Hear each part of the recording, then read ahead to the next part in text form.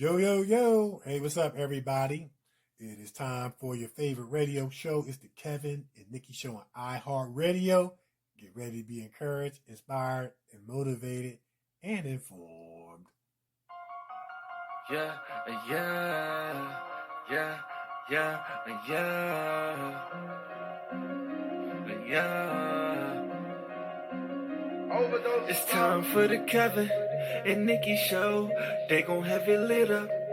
Yeah, you know, it's time for the Kevin and Nikee show. They got the airways popping every city across the globe. It's time for the Kevin and Nikee show. They gon' have it lit up. Yeah, you know, it's time for the Kevin and Nikee show. They got the airways popping every city across the globe. You know him as a dope actor, Kevin D. Bitten. 360 twice jam, how he keep winning. And you know the baddest actress, Nikee Warren. She so bad you walking past, she had you speaking for her. If you ain't tuning in, this your reality check. You might miss out on your favorite star celebrity guest.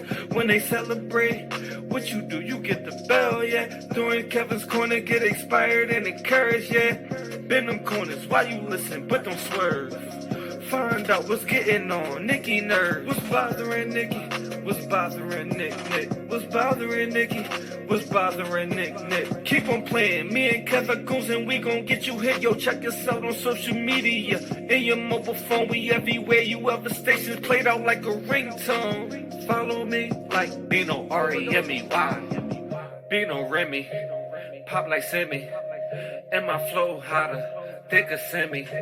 Been doing this since I scraped up pennies. But back to the subject, Kevin, Nikee.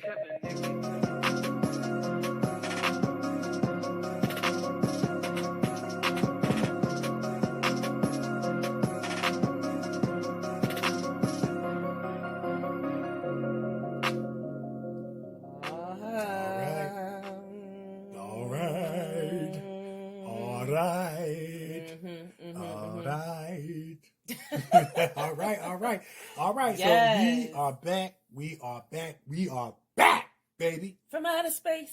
From outer space. I stepped in and see that said, look upon your face. I should have changed that stupid lock. I should have made you give the key. That's all I know. I will survive. Yeah. I will survive. Yeah. That's all I know. That's all I know. I tried to pick you up, but that's all I know. But anyway. Yeah, I forgot. When I heard the last line, I said, I know what song that is. So we be messing songs up. We be hacking songs up, man. Yeah, we do. Yeah, that's all. But you make up for it because you play the right songs, though. Yes. You be on the 1 and 2s over there. Yeah, because you know what my name is.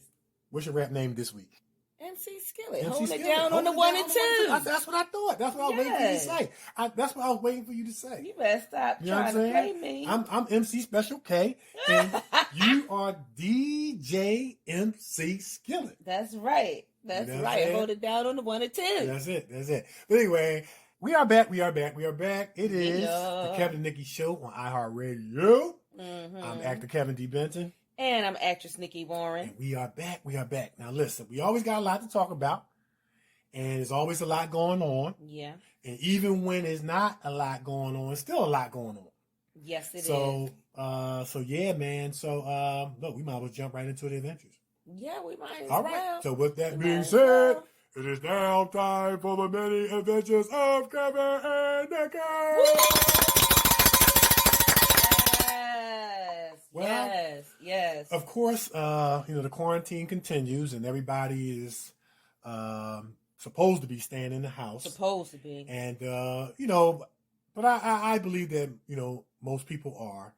And so I said most, not all. I was about to say, nobody's staying in the house. Yeah. Because they're all up in the supermarket with no mask on. That's how I know. Right. And coughing and still hacking and all that stuff. And not obeying the 6 feet rule. Yeah. But anyway, so yeah, even when, we're in the house, we're staying on our lines, still staying on our grind. Mm-hmm. And how are we staying on our lines, staying on our grinds when you're in the house? Well, of course, if having projects on the table that will be filmed once this is over, getting the head start on those lines, getting on those lines. So when everybody come out of this, who already got your scripts in hand, when this is over, you should be able to one That's take right. Drake. We should be one take Draking That's them. right. One That's take right. Draking them without no faking them. We should be getting this angle, that angle, that angle, this angle. All right, it's a wrap. Crafties after that. That's it. Gotta hit crafties. You know what I mean? Because we are in a position where life has slowed us down. Of course, we didn't want it to happen this way. But while you do have times to spend time with your family, make sure your kids are getting online schooling or some kind of education during this time, you know, before they watch cartoons and all that stuff. Hey, try to get in that script that you got sitting on the table that you know you're going to have to film when this is over with. Yep. So, but surprisingly, a lot of people are connecting with Zoom and doing table reads at home through social media. Yeah, social media. So people are still staying connected. Yeah. But for me, just staying on my lines for projects that I'm anticipating filming once this is over. And also, man, Nick, I've been real proud of myself because I'm growing administratively. Yeah, I have doing good. Listen, I have administrative skills. You already know that. Good. Yeah, I have administrative skills, and I can get on a computer and I can work some magic and things like that, and I can type a lot of words per minute looking at the keyboard. You know what I'm saying? I will type something up. I'm telling you, and look professional. I just gotta look at the keyboard. Say you have been doing, but I know where to put my fingers, how to start. You know what I mean? Yes. The A, you have been doing good. I will say that. Yeah. So what I've been doing is, I reached out to a couple directors, whose films I was in, and you was in one of them as well, and I got their permission to create IMDb pages for their movie, a professional one. I am an IMDb contributor. I would like to think that I'm a trusted IMDb contributor because when I submit stuff, it actually goes up faster than I anticipated. It don't take a couple days. So, but that's because I've been consistent and I only put in accurate information. Of course, we know that IMDb verifies that. Yeah, they check. Yeah. So I created two IMDb pages, for two directors whose movies that I was in. Nikee was in one of them, and it looks very, very, very nice. And here's what I'm proud of. Any information that you want or need, you can Google how to do it. And I just went on Google, went on the IMDb, and says how to. Of course, I've kind of dabbled in it before, but I Googled some how-to information, and you're going to have to do a little bit of reading, but IMDb will tell you, this is what you do. This is the link you go to. This is what you do first, second, and third. And it turned out very, very professional. And, of course, this wasn't the first time I've done it, but I'm learning new tools on how to make the page better. And I know how to put the characters in the order of appearance as they appear in the movie. And it looks really, really good. It looks really, really great. And I was really proud of that, man. You know?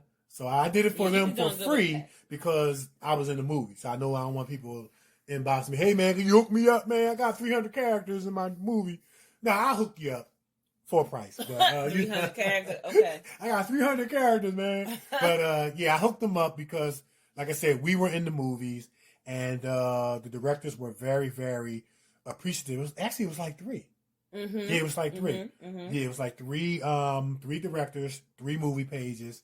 And like I said, Nikee and I were in the movies. And it turned out very, very well. It looks very, very good. Professional movie poster up there. And let me just say something to actors, aspiring actors out there. I know Nikki's going to agree with me. After your resume and headshot that you actually email out, we talked about this last week on the show with Mike Provenzano, put a picture on your IMDb page, please. Yeah, man. First of all, it's for you as a professional, but then your picture contributes to the director having a professional movie page up there where all the characters can have pictures and things like that. And take that $19.99 a month and invest in. I know times is tough now. Maybe you can't. We definitely understand that. But when you come and we all come out of this, you might want to take that $19.99 and invest in having a picture up there so you can edit the bio and upload more pictures so your individual page looks professional so that when you get added to a movie page, someone can see you and see that you have invested. And last thing I say, be careful having 2 and 3 and 4 people submitting information for you. I had a friend of ours, I want to give him a shout out, Quentin Leston. I hooked his his IMDb page, I was able to merge two of his pages. Because maybe someone created a page for him. I know one, they misspelled his name, and I'm like, brother, I want to see you succeed. So I was able to Google some information. How do you merge when someone has two different IMDb pages? They want to put the 2 credits on one page and the 7 credits on the other page, and make it 9. You know what I mean? Yeah. And I was able to Google some information and read up on it and read up on how to do it. And I was able to merge his page. Man, he was very appreciative. Shout out to our brother from another mother, Quentin Leston, who's also been awarded Best Film Actor for the upcoming Spiral Awards. Yeah. So I had to give my man 50 Grand Pots and Pans, our man 50 Grand Pots and Pans, a shout out. And we still want that restaurant date. So, I know that's right. Yeah, he gonna hook us up though. He gonna hook us up at his brother's restaurant. Listen, I'm we coming still want down that with my appetite, honey. Yeah, I ain't gonna eat the whole day, so I can come down and eat you out of house and home. That's it. Down at AC, we gonna do it, man. So we gonna save the date. So that's all I've been doing, man. Oh, and we got some radio show interviews coming up. So while I'm at home, I'm online, just seeing how I can continue to put our individual and collective, the Kevin and Nikee Show brand out there. And we got 2. I reached out to like maybe 3 or 4 radio show outlets, and we booked 2. Yeah. One of them is the Celebrity Podcast, the Celebrity Spot. And I was looking on some of the cast that they had, and they had people from Rush Hour on there. So Kevin and Nikee will be up on that. We'll be keeping you guys posted about that. And then we got another one coming up. I want to say April the 20th. We will be going on the LaKeisha Mosley Show on the Jerry Royce Live podcast. Nice. So there's lots of things that we can do while we are at home to continue to work on our craft, work on our brand. Yeah. Well, for me, man, let me tell you, you know how people say you're in the house, we're quarantining and we're just eating. Not your girl. That's right. I'm telling you right now, when we come up out of this thing, I'm going to be ready. Oh, yeah. I'm going to be ready. Yeah. I've been working out. I did the Debbie Allen dance thing. They have Planet Fitness, have workout videos, virtual workout videos. I've been doing all of that. I'm trying to tell you, when we come up out of this thing, I'm going to be ready. Ain't no going to be rushing to the gym to get ready because I'm going to be ready. Yep. I'm going to be ready. You don't have to be in the house eating. Work out. You know what I mean? Work out. That's all you got to do is work out. So I've been working out. I've been submitting, submitting. There's some online acting jobs out there. I've been submitting to that. And what else have I been doing? Oh, working from home, of course. Thank God for that, working from home. And just, going over my lines, working on my accent. Okay. Yeah, I've been working on my accent. That's my British accent. Your British accent? I've been working on my accent, working on my Creole accent. Give us a little bit. No, I ain't ready. I'll give you a little bit. I'll give you a little British. I'm going to say a sentence. What? So what you saying? You're not. What you saying? You got a lot of time on your hands. Yes. That's it. Yes. I learned that from watching the movie. You know what? You know my name. I got this ability to like listen and then like duplicate. Yeah. So what are you saying? You got a lot of time on your hands? What do you say? I don't know. Whatever he wants, I guess. There you go. That's it. I don't know. Whatever he wants, I guess. So I've been working on that, and also working on the other accent that we're supposed to have for the horror film that we're going to be shooting. Right. So I've been busy. All right, and then what about the West African from Black Panther? M'Baku, he said what he said. He said he could not save his own father. Father. You know what? Stop. Yeah, Stop it. No, we be getting into it, man. Just trying to enhance that ability. Yeah, so we're making light of it. We're making fun of it. But we've been working. Trust me, we've been working. We have a few films that we've been casting where we have to do different accents. We've been working on perfecting those and making sure we're saying it right. Because believe you me, someone will say something about it if we're not. That's right. So we've been working on that, as well as working out, keeping our bodies in fit, getting ready. Because like I said, there's one thing you don't want to do is come up out of something and you're not ready. Yeah, that's true. You're not ready. So working while we're waiting and, And waiting while we're working. Yep. So that's what we've been doing. That's it. All and right. submitting. That's it. Yep. Absolutely. Yes. And also, we've been, updating profiles and updating resumes. I know you was really working hard on that and putting in your information and all that stuff. Oh, yeah, been doing all that too, yeah. So, yeah. Yeah. All right. So, we're going to tell them where they can find us.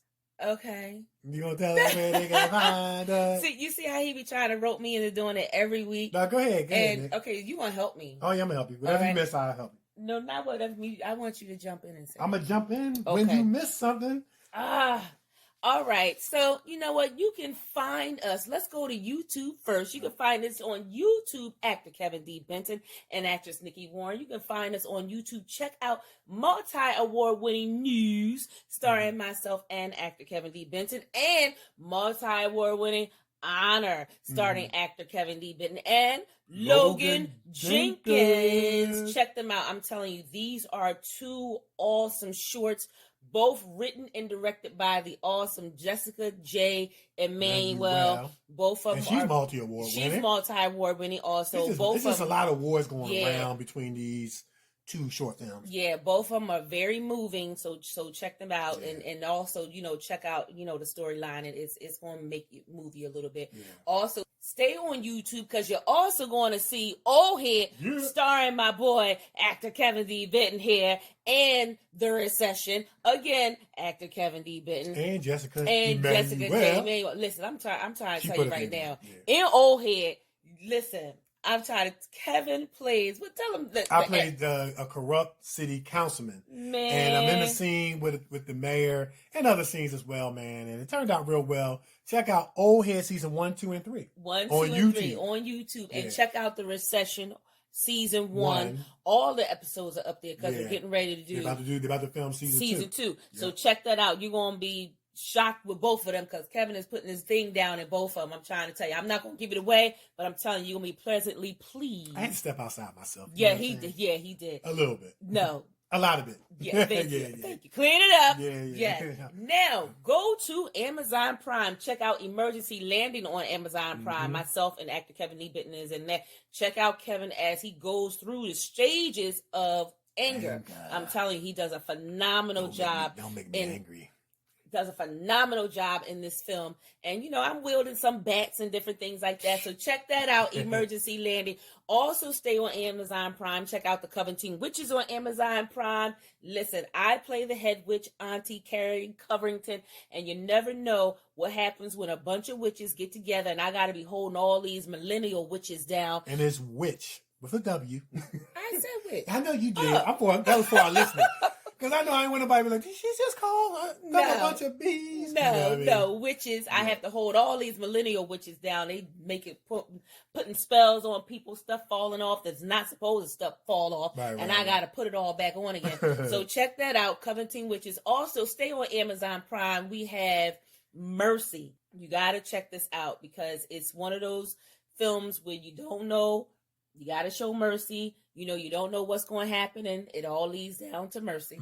And what else we got on Amazon Prime? We got Single and Anxious. Single and Anxious. On Amazon Prime, season 1, 2, and 3. I'm in season 3. I'm in episode 2, 5, and 10.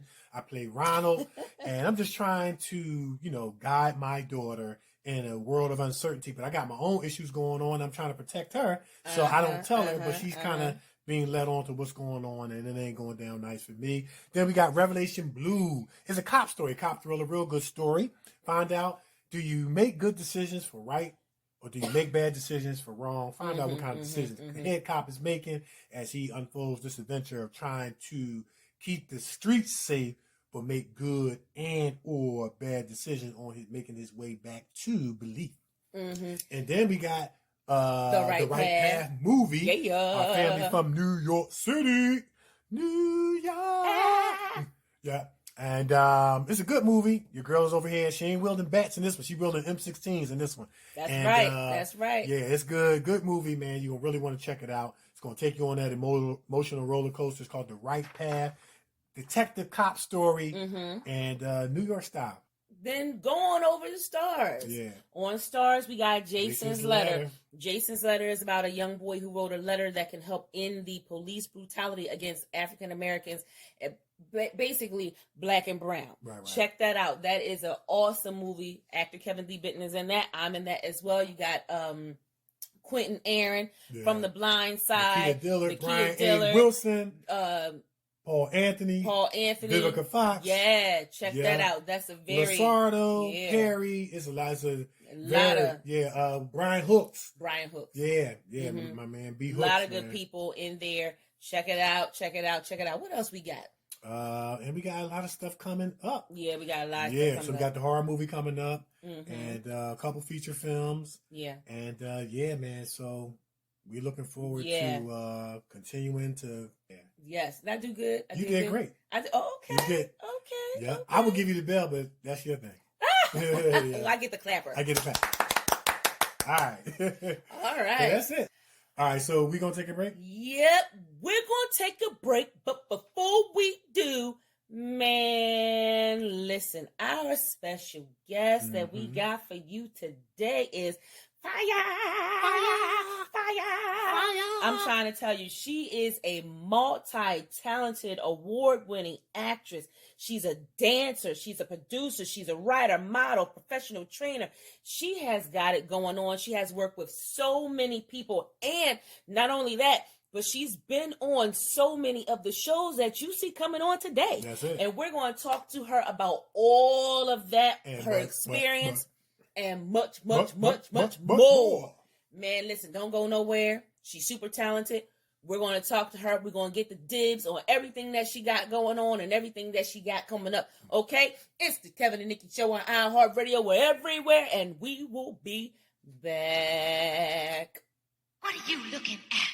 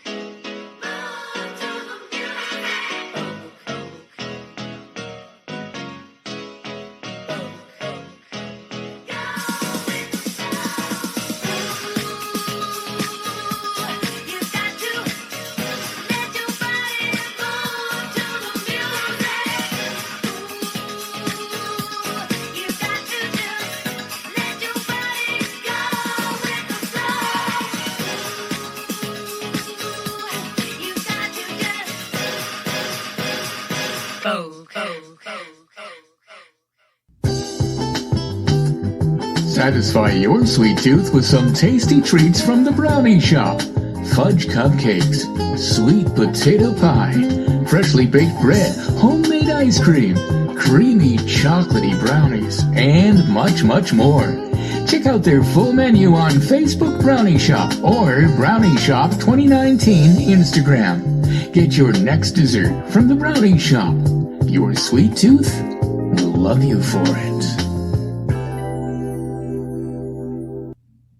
Urban Elite Beauty LLC is an online urban beauty supply store that serves both men and women in urban communities. Our goal is to provide quality beauty solutions for our culture and community. Most importantly, we want to instill in our friends the importance of loving thy hair, loving thy skin, and to love thyself. Check us out on social media on Facebook at Urban Elite Beauty, on Twitter at dbenton71, on Instagram at urban_elite_beauty, and for more information, go to our website at www.urbanelitebeauty.com or email founder and CEO David Benton at dbenton@urbanelitebeauty.com or call 609-217-5292. Check us out and see what the Urban Elite Beauty experience is all about. Yeah. All right. Go ahead.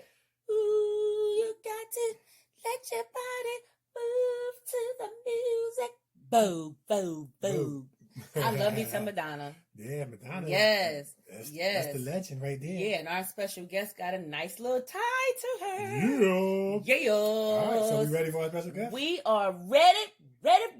All right. So our special guest is a super talented, multi-award-winning SAG-AFTRA professional actress, and might I add, Hollywood actress, professional dancer, producer, writer. She does stunts, model, and is a personal trainer.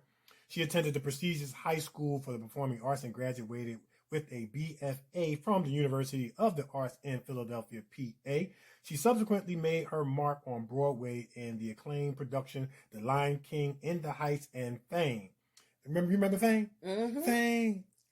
I want to live forever. I want to learn how to fly. As a featured dancer... All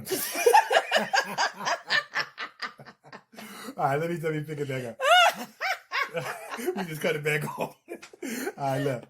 As a featured dancer, she has toured globally with Madonna and Jennifer Lopez. Our special guest acting resume includes numerous commercials as well as lead roles in the indie films Life is Too Short, Devantha, Salsa Lessons, To the New Girl, Grand Slam, and My Normal. On television, our special guest can be seen on All My Children, NCIS, NCIS LA, Glee, many award-winning short films and web series, and in the forthcoming sci-fi feature film Abaddon, Rise of the Destroyer, written and directed by the super talented man himself, Mr. Patrick Donovan, who we had as a guest on our show, might I add. Our special guest has produced the award-winning short film Shattered Pitch, starring Chad Coleman, who played in The Wire, which I thought was one of the best TV series ever made, arguably. And he was on The Walking Dead. And the award-winning short film 22 Years, both of which have multiple distribution deals. Our special guest was the recipient of the Image Awards, Golden Globe for Latinos, Manhattan Film Festival, LA Movie Awards, Best Actress, AM Egypt Film Festival, Philadelphia Independent Film Awards, International New York Film Festival, Best Actress, Charlotte Black Film Festival, Best Actress, Las Vegas Black Film Festival, Viva Latino Film Festival, Sutter Creek International Film Festival, Best Actress, the Women's International Film Festival, Best Actress, and the San Diego Black Film Festival. And she has many, many more projects on the way, with many more awards that will be won, and projects that are on TV right now. And who are we talking about? None other than Miss Dawn Noel. Yes.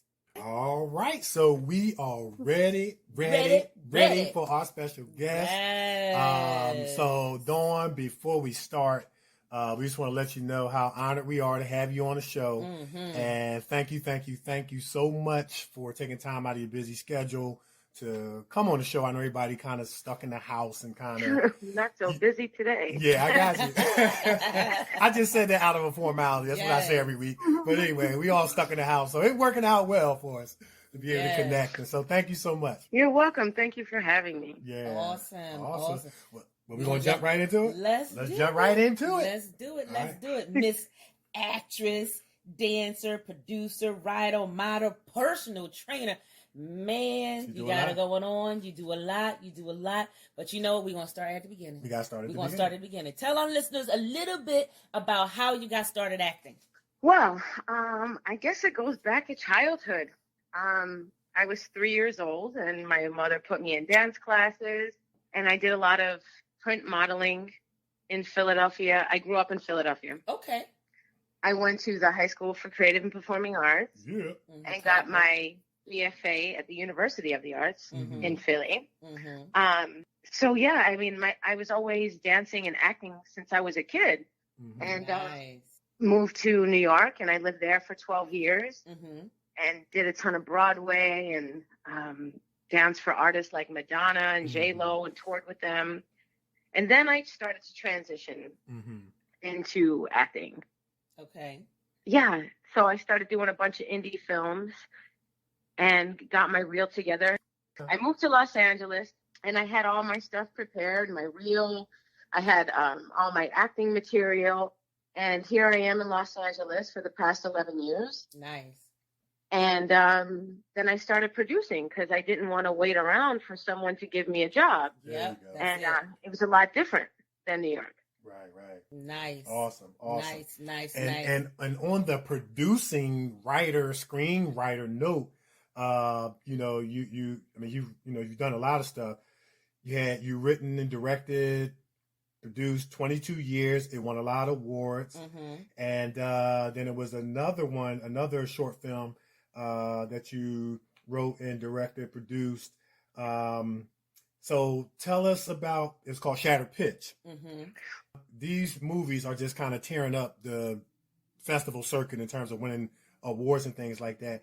But just tell our listeners, you kind of already gave us the foundation. You were tired of waiting around. Right, and you said, look, I'm going to create my own material. And that's good word for a lot of us as actors who are sitting around, sometimes twiddling our thumb, waiting for the email, waiting for the phone call. So once you decided, you know what, I'm going to go for it for myself, create my own material, what went into your thinking when you created 22 years and Shattered Pitch, and what contributed to the success of it? About 8 years ago, I decided that I wanted to produce a short film. I did not write or direct Shattered Pitch. Okay. But I did produce it, and it was my first project producing, and I had no idea what I was doing. Wow. But I figured it out. And, I was always in front of the camera, so I knew kind of what to do.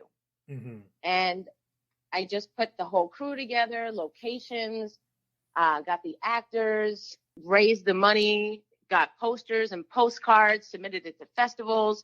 So then by the time I got to 22 years, I kind of already knew what to do, and I was more prepared. Nice. So yeah, 22 years, I did co-wrote. It's my story. And both of them did really well in the festivals, and they're streaming on a bunch of different platforms. Amazon Prime being one. And we did really well in the festivals, and it was a big honor to get through those. And next would be feature films. Okay. Awesome. Okay. Now, what did you learn being a producer? Because a lot of people say you have to spend some time in front of the camera and also behind the camera to see how things work. So what did you learn a little bit being a producer, producing your first film? I learned that it's hard for me to work with certain people. I know that's right. It's really hard to work with your friends. Okay. Because everybody has a different work ethic. Everybody has a different passion. Everybody has a different schedule and a different life. So I can't expect people to give 100%, especially when I can't pay them. I got you. Got you. And always get everything in writing. Yeah. Because I've almost ruined some friendships with certain people want certain titles, or you said this and I thought this, and you know, so there was a lot of that. So always get everything in writing just to be safe. Right. I've learned how to budget the crap out of stuff. Yeah. And I've learned to use my favors. Okay. And other people know it's vice versa also. Right, right. Okay. Absolutely.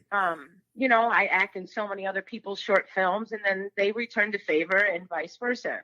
So it's like really building a nice team that you guys can always work together back and forth on your projects. Awesome. You know, that I really appreciate you, you know, sharing that, because, you know, this industry can be very, very tough and challenging. I mean, not just when you're producing, but just in general, because it is so competitive. I mean, let's keep it real. Sometimes it can be very, very cutthroat, very dishonest, among many other adjectives that would, you know, describe it. And I mean, I've come to the point where I've learned pretty much what you've said at the end, that it's going to be the relationships and connections that you make with people that matter, not just in acting, but in life. You know what I'm saying? And, you know, in a world where, you know, people want to have the upper hand and get you before you get me, you know, it's good to hear, you know, yet another guest say, hey, this thing is about being fair, being honest, one hand washing the other. You know what I mean? It's not just a give while the others take. Right. It's a give and take thing. And you build, you know, your network. I'm an advocate of building relationships, true friendships, because like Tyler Perry said, when you hand out a business card, he said most of the time we don't call somebody. We don't look at their business card and call. We put it to the side or put it in our business card box. And the next time we connect with that person, we run into them at an event. But when you build true friendships and relationships, and people can genuinely feel that you are truly invested in what's important to them and vice versa, now you have the person's cell number and say, hey, Dawn, you need anything? How can we support you? Blah, blah, blah, blah, blah. And Dawn is like, hey, Kev, Nikee, I got y'all. You know, and that's how it's supposed to go. And, you know, when you can get that in this industry, that's like an oasis in the desert. And so I thank you for sharing, you know, those tough lessons that you learned for a producer out there that might be thinking about producing a film. You know, now they're going to get everything in writing, you know, friendships or no friendships, or family member or no, and it's the family ones, they the worst one, because they don't feel like they got to follow the rules. They are the worst. Man, that's my cousin, you know what I'm saying? Yeah, I don't have to be on set. I don't have to be on time. You know, I can just show up when it's time to shoot. That's you know? right. That's right. Oh, heck no. Yeah. Heck no. Yeah. That's why it's hard to work with family or friends. Yeah. And sometimes if you work with students or people that you don't know very well, they end up respecting you a little bit more. Yeah. Absolutely. You know what I mean? But in my circle, I don't really have cutthroat people anyway. That's good. That's good. You know, like I don't even want to be friends with cutthroat people. But mind you, these were smaller, short film projects. Now, I'm sure we're dealing with millions of dollars and doing feature films. It can get a lot worse, and that's why I always say make sure you have a lawyer. Right. Then that's something different. Right. Definitely make sure you lawyer up. Yeah. Definitely make sure. It's a shame, but it's the truth. Yeah, man. Yeah. So, I mean, man, your resume is really off the chart. I mean, you dance. You know, you're multi award winning actress. You know, producer. You know, you do a lot. What was it like, you know, dancing and touring with like Madonna and Jennifer Lopez? I mean, that had to be surreal to a great degree. Like, just tell our listeners what that was like, you know, so being selected and then being able to, you know, dance with two legends like that. Yeah, I mean, Madonna was crazy. Like, I know that audition was 2 days in New York.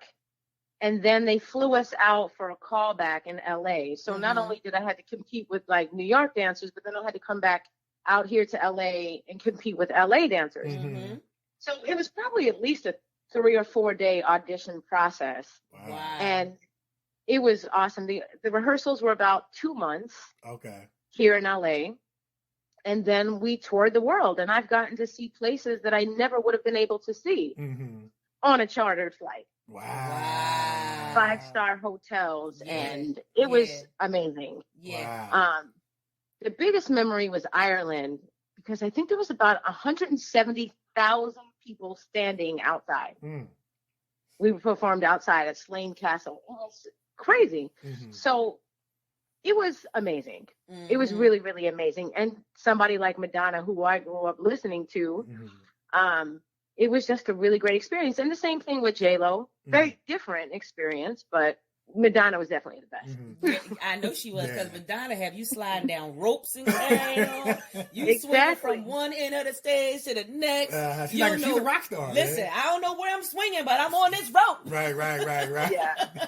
The production value is completely different. Absolutely. She puts a lot into them her shows, man. Now, you talked about J-Lo being a little bit different. Like, in what ways were? I mean, not trying to compare, but in what ways were they kind of different? Well, one, I spent more time with Madonna. Okay. And I don't want to say that Madonna was more professional, but in rehearsals, we would have the shoes on that we would be performing with. Okay. So we get to break them in. We would wear half of our costumes just to be as prepared and professional as possible. Yeah. Right. J-Lo, sometimes we had different costumes every show, and we didn't know what we were wearing until an hour before the show. Oh, okay. So we're like, oh my God, this doesn't fit. Oh, these shoes are too high. Right. Oh my God, we need rubber on the bottom of the shoes. We're going to slip and bust our butt.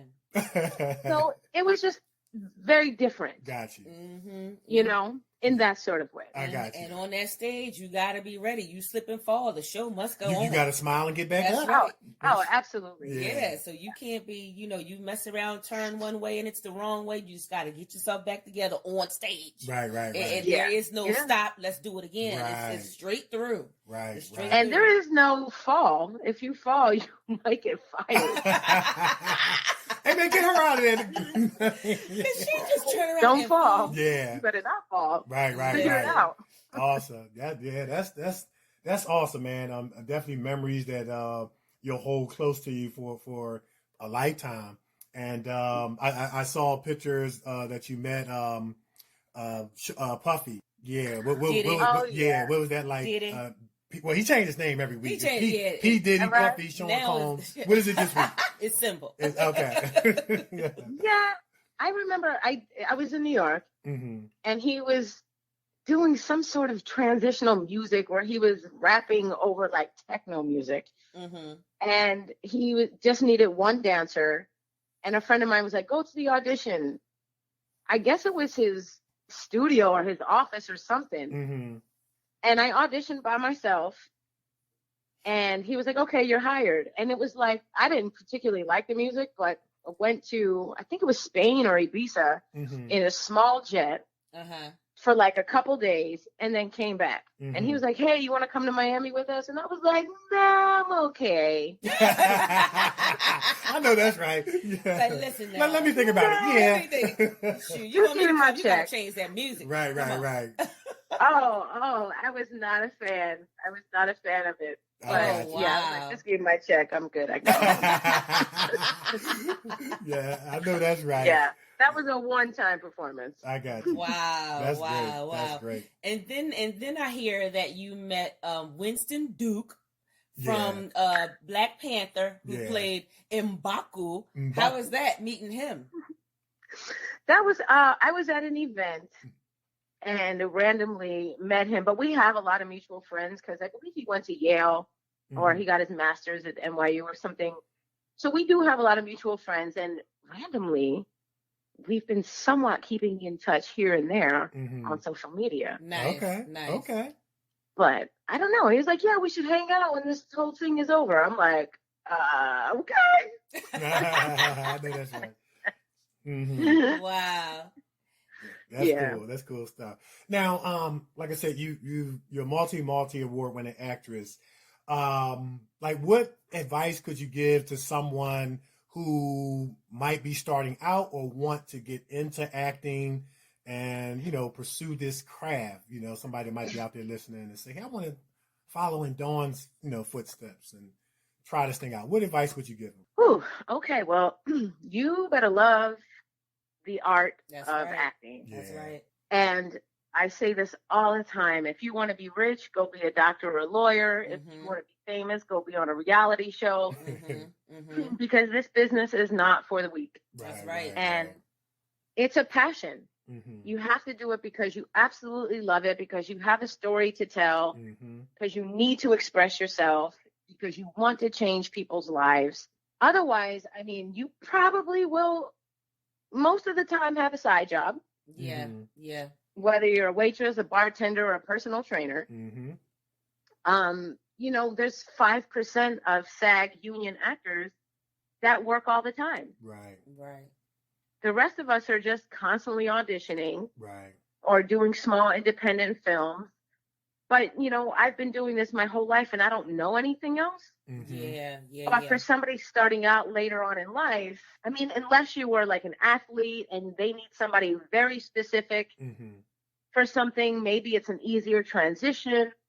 You know, maybe you're already known in a specific other field. But for the regular human being that's coming from a 9-to-5, better love it. Yeah.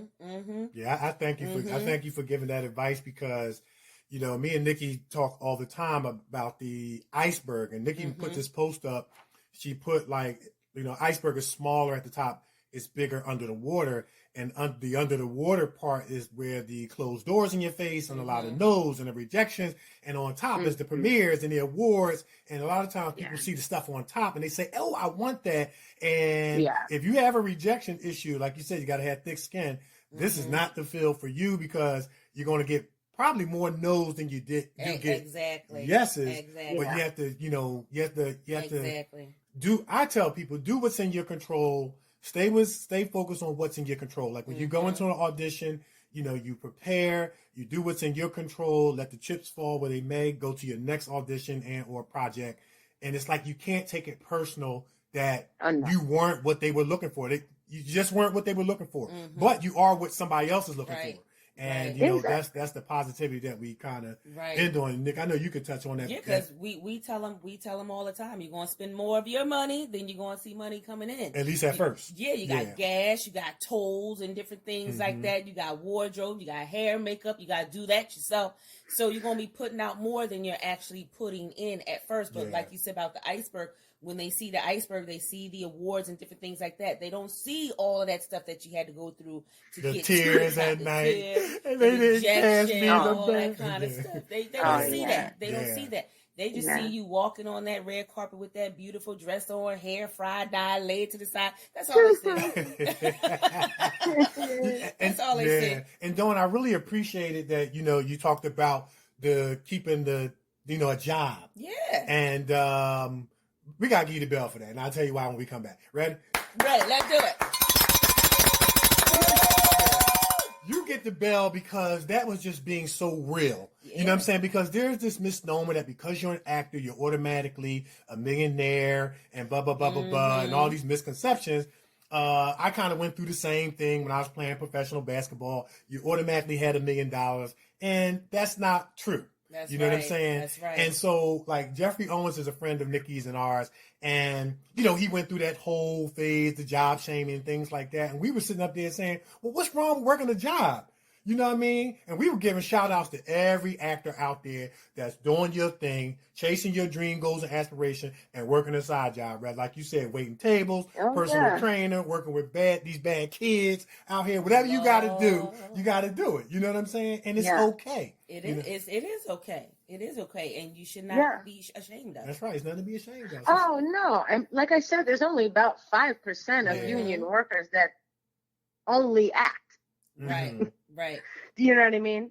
Yeah. Otherwise, you will have a side job, and then your auditions, and then you're taking acting class, and then you do book something.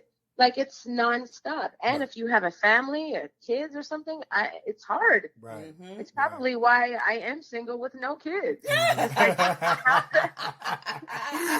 could I? That's right. That's why I'm single with no kids. That's right.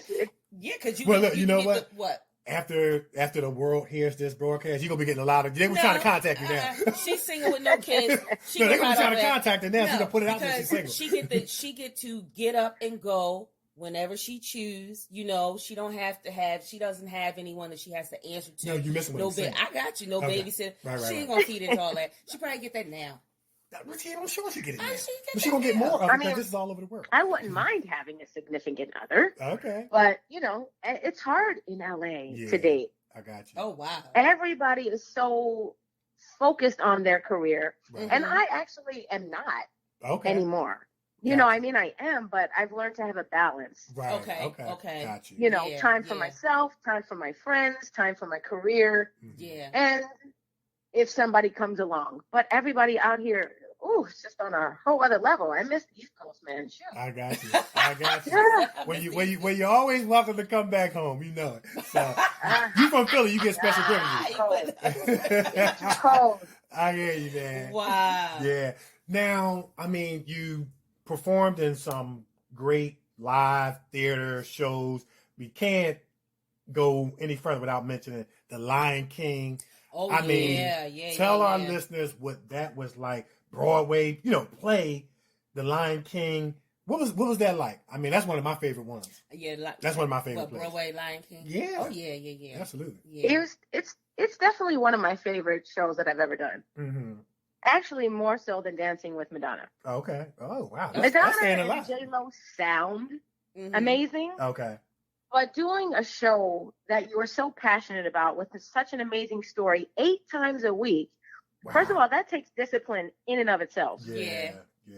And some people have been doing it for years. Thank God I have been able to go in and out. Mm-hmm. And because I started with a tour. And I actually performed in Philadelphia with a tour. And after 8 months, I was like, oh my God, I need a break. I can't do this. I can't do the same thing 8 times a week for this long. So I took a break. And then I went to New York. I never went back to the tour, but I went to Broadway. Okay. And then anytime somebody would have like a maternity leave or injury, I would come right in for a few months. And that was perfect. Okay. So I would go in and out and do different roles. Okay, cool. So I didn't get so sick of it. Okay. But it's one of my favorite shows. I love it. Fame. What character did you play before you get to Fame? In Lion King? Yes. I was in the ensemble, but I played every animal and character pretty much because at one point I was a swing also. Oh, okay. Yeah. That's what's up. But I started out as a cheetah. Oh, nice. Oh, the cheetah. Yeah. The cheetah, yeah. Yeah. You're just so versatile. Now, look, I got to ask. Okay. I got to ask because, inquiring minds want to know. Which one do you like better? Do you like the live, not the live, the movie, The Lion King, or the animated version of The Lion King? The old version or the new version? Which one do you favor? Well, of course, I love the original cartoon, the original movie. This one that came out last year, I loved it until halfway through. Okay.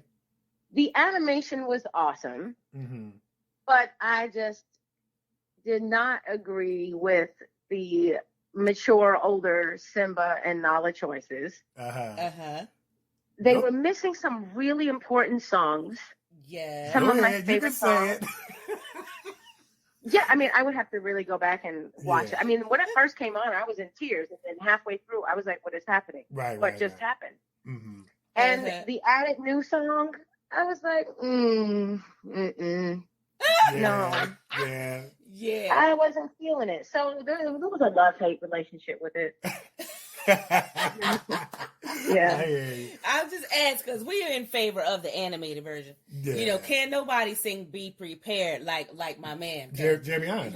Can nobody sing that song like him? I'm sorry. You can't do it. You can't do it. And they tried, and I was like, oh man. Like some classes you got to leave alone, or you got to let the original cast do it again. Yes. You know what I mean? Yes.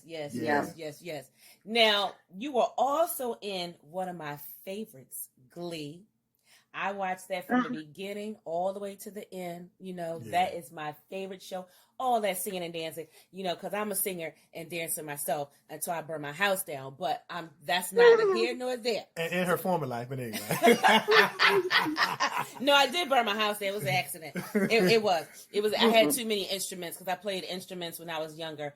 Okay. I had too many instruments going into one outlet, went to church, and the house was engulfed in flames. When they came back. Oh, my goodness. And that was the end of her instrument It was career. The end of my instrument and career. And she's been acting ever since. So. Yes, acting ever since. Yes. So what was your experience in Glee? Glee I did when I first moved here, which it was out a while ago. Okay. But my friend Zach Woodley was the choreographer. And he did Madonna with me. So it was awesome working with him. And I did about 3 or 4 episodes. Okay. But yeah, it was, I was one of the dancers.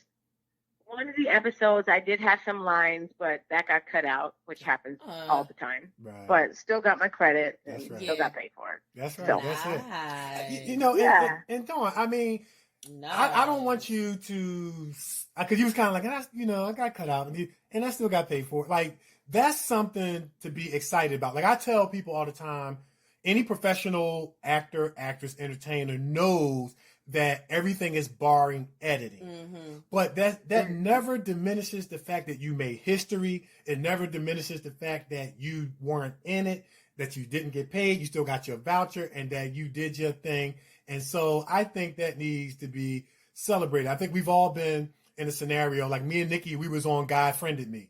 And we were sitting right next to the family, and we got cut out by 1 inch. So if the camera had moved over 1 more inch, it would have got us. And so we learned from that experience. You kind of don't want to go online ahead of time unless you got something to say. To be like, hey, gang, check me out tonight on CBS. And then they be like, man, I didn't see you. You know what I mean? But as long as you got your IMDb credit, your voucher, you got paid, and you did your thing, that's something that deserves the bell. She get the bell. Nice. Yeah, man. And Glee is a resume booster. Yes, it is. Yes, it is. Because that shows that she's be singing and dancing all across the stage. And dancing and singing and singing and dancing again. You know what, Kevin. Now we got to bring up Abaddon, our main man, Pots and Pans, Mr. Patrick Donovan, written and directed by him. Let me tell you, Dawn, you did a fantastic job. All the acting was great. The wardrobe was great. The scenes were great. But I'm not just saying this because you're on the show. You stood out, and it was something about your character, from the way you had your hair. Like you kind of seemed like the no nonsense, I'll kick your butt character of the group, which kind of made you stand out. And you weren't even the tallest person. They had the one tall guy, but you did a fantastic job. And I would be remiss if we didn't talk about that.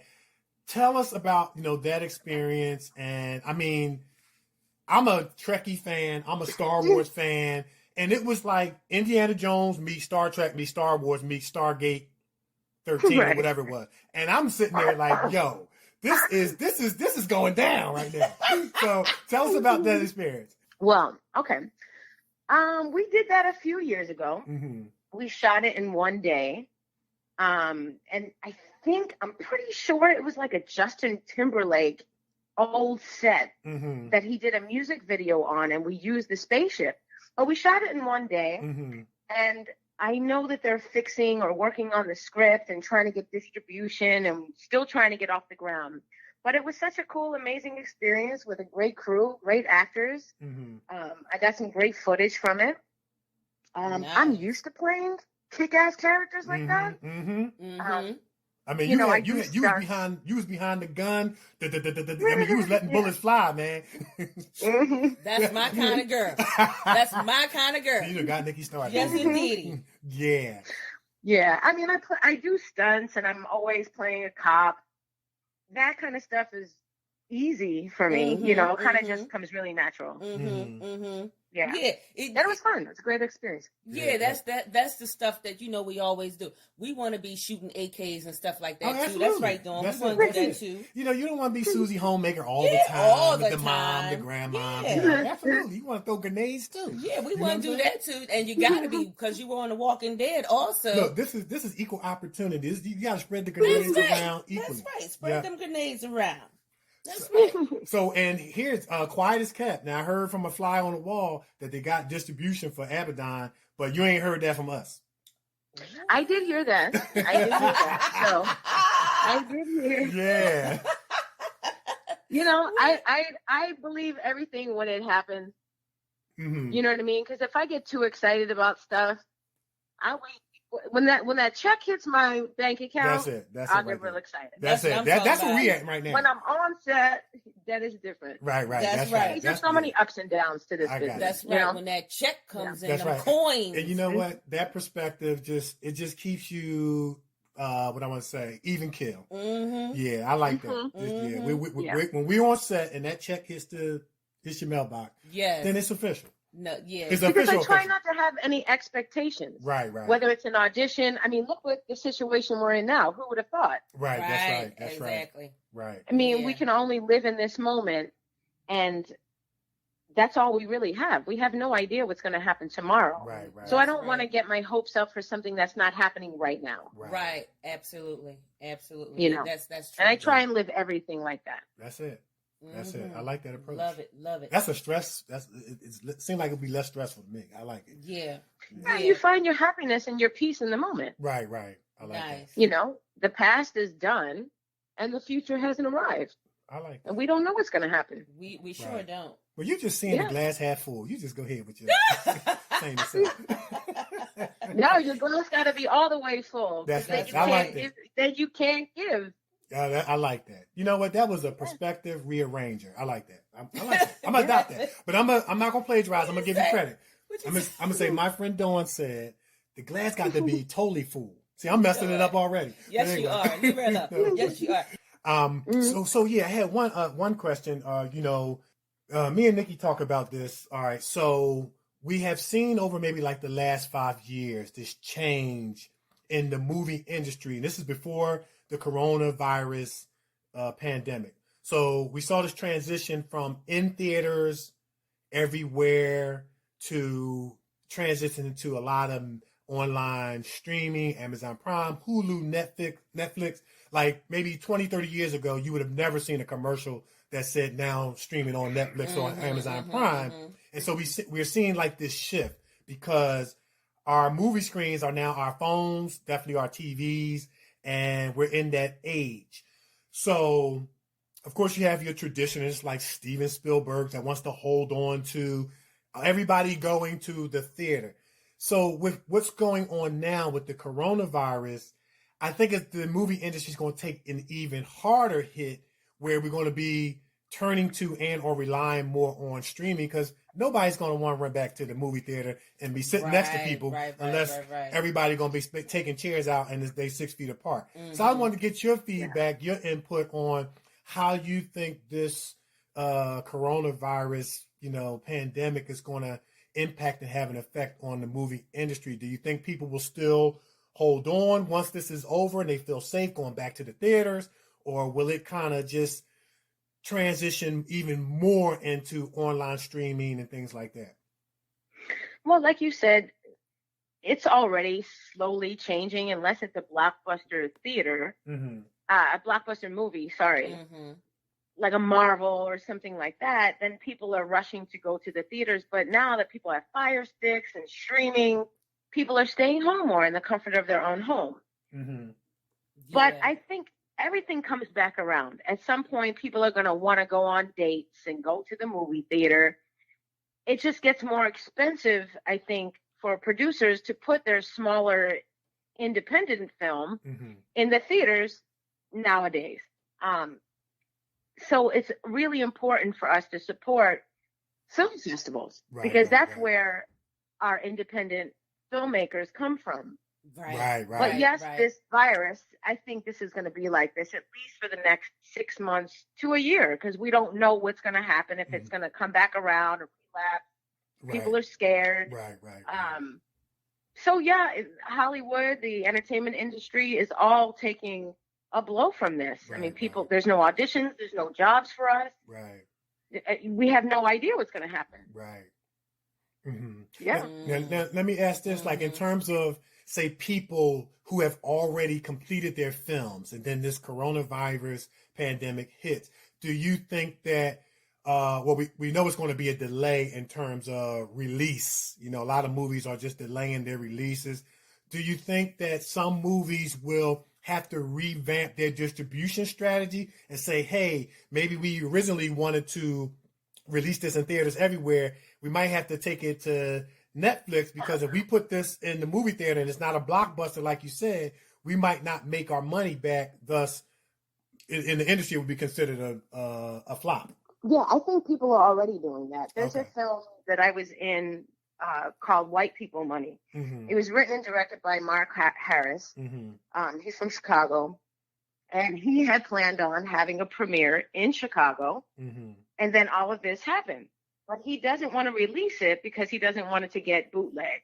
Right. And taken off. So he's kind of taking the approach of waiting. Okay. And maybe do select theaters. So I think everybody's either going to have a delay or you can just go right to streaming platforms, which most of the time after theaters, they do go to streaming platforms anyway. But I think people are thinking about all of that stuff right now. Yes. And people might be losing money and opportunities, but they'll figure it out.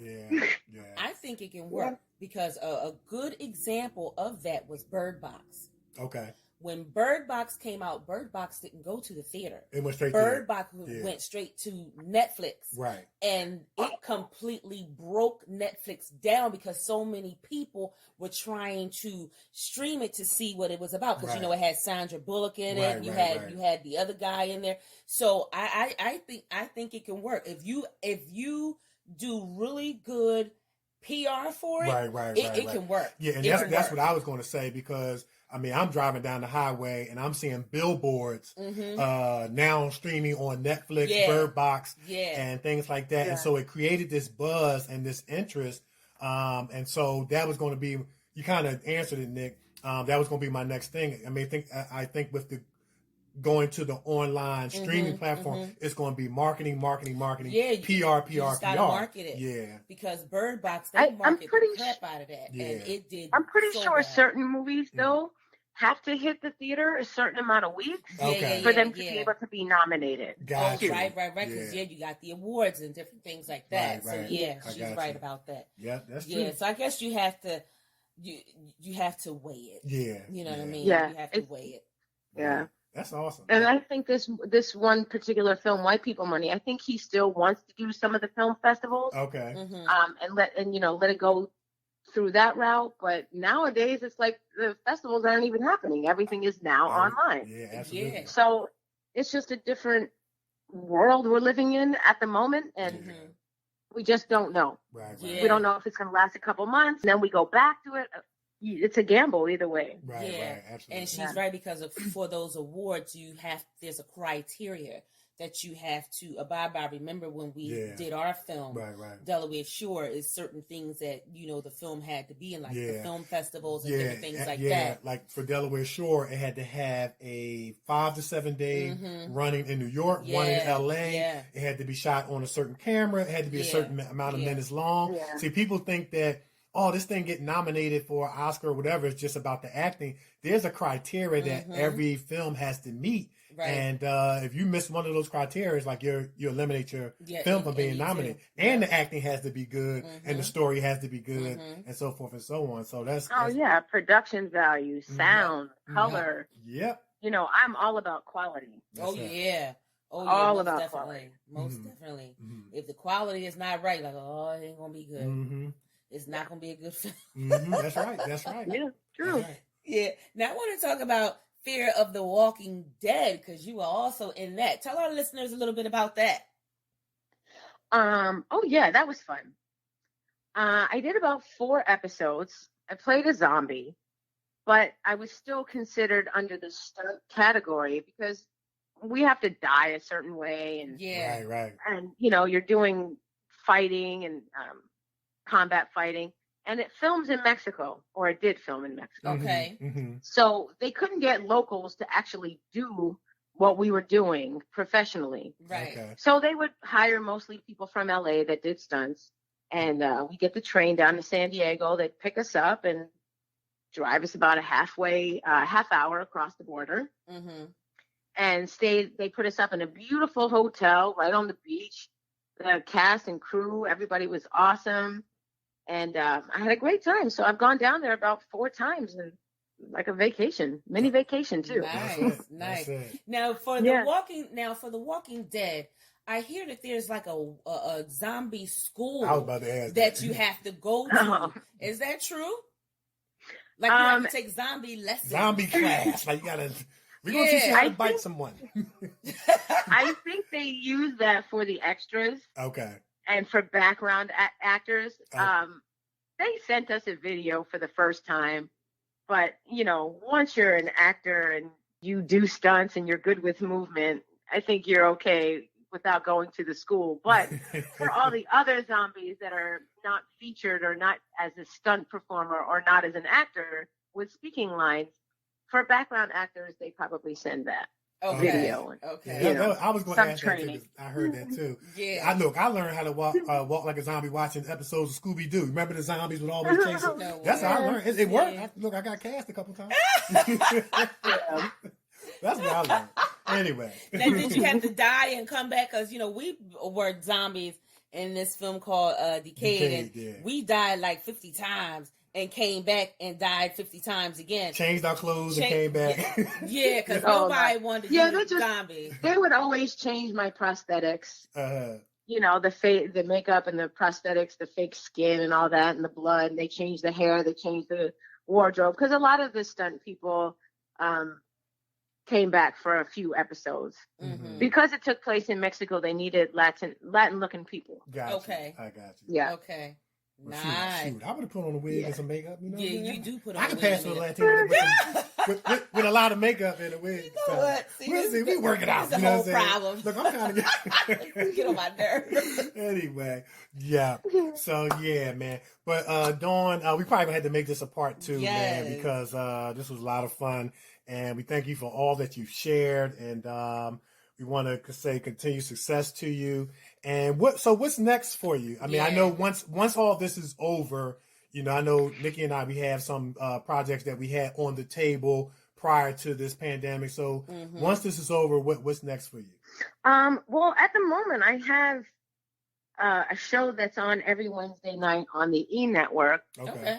On Hulu, I believe, and it's called The Funny Dance Show. Okay. So I'm a backup dancer, kind of like in Living Color, but every episode there's 4 different comedians and they're not dancers. Okay. And it's like a competition reality show, and all the proceeds goes towards charity. But if you need a good laugh, it's on every Wednesday. You can see the other episodes. I think they're probably on the 4th episode at this point. Okay. So yeah, you can catch it on the E! Network every Wednesday night. Okay. And then in 2 weeks, Penny Dreadful starts. Okay. And that's on Showtime. Okay. And I'm in 3 different episodes dancing in that also. Wow. And I play a Pachuca, and it's just from like the 1930s, 1940s in Los Angeles when the Mexicans were here and were, in the Crimson Cat. It's the club where everybody kind of socializes and they're allowed to feel safe and to dance. That's going to be awesome if you guys get a chance to watch that. Definitely going to check you out. Yeah. Definitely going to check you out. So this is the time. Well, this is what we always say on the Kevin and Nikee Show. Once you come on the Kevin and Nikee Show, you are family. But before you go, please put out, if you want, your website, how people can find you, follow you. We always, give our guests that opportunity.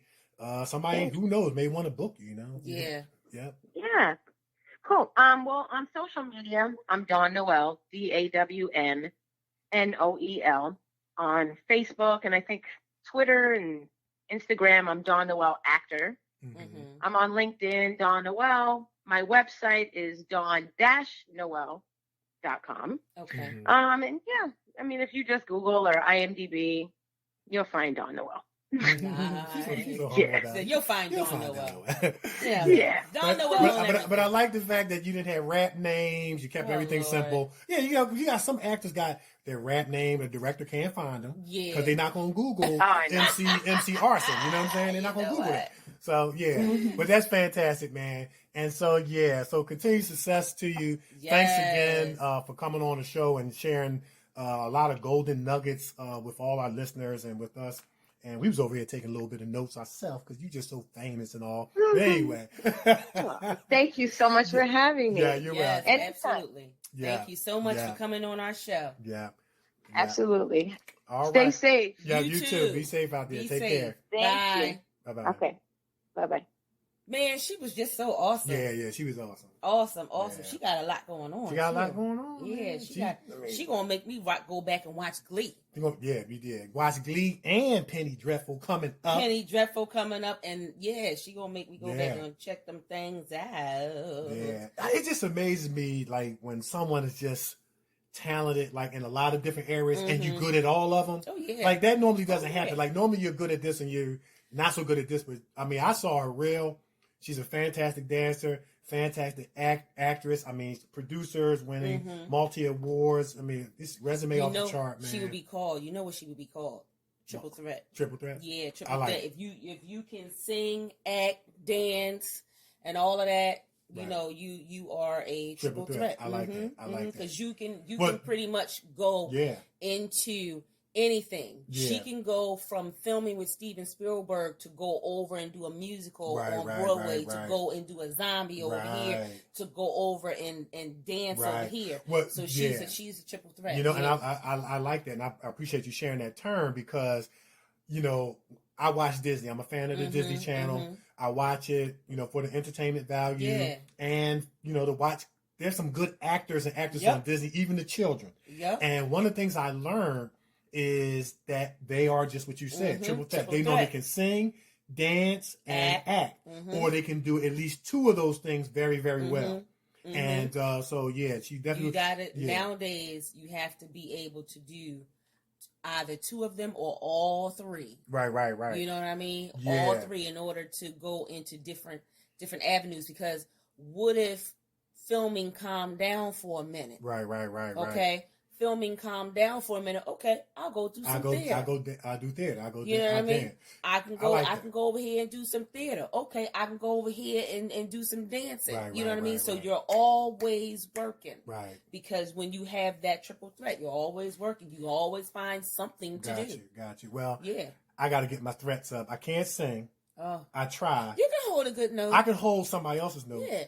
But I got to get my dance skills up. So I think I'm going to have to start practicing. Do the thing from Jeremy Irons. Do it. Be prepared. There you go. You can hold the note. You can sing. I can hold it. But listen, I got to get my dance skills. So I think I got to go back to practicing breakdancing. I got to go back to breakdancing. No, we ain't trying to kill you. Right. You do the two-step. You know how to do the two-step?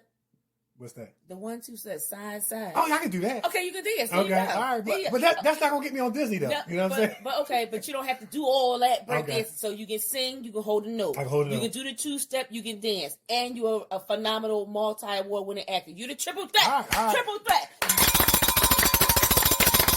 There you go. There you go. You got it. You know what? In basketball, you know what we would call a triple threat in acting? What we would call in basketball? What? Swiss Army knife. Swiss Army knife. Woo.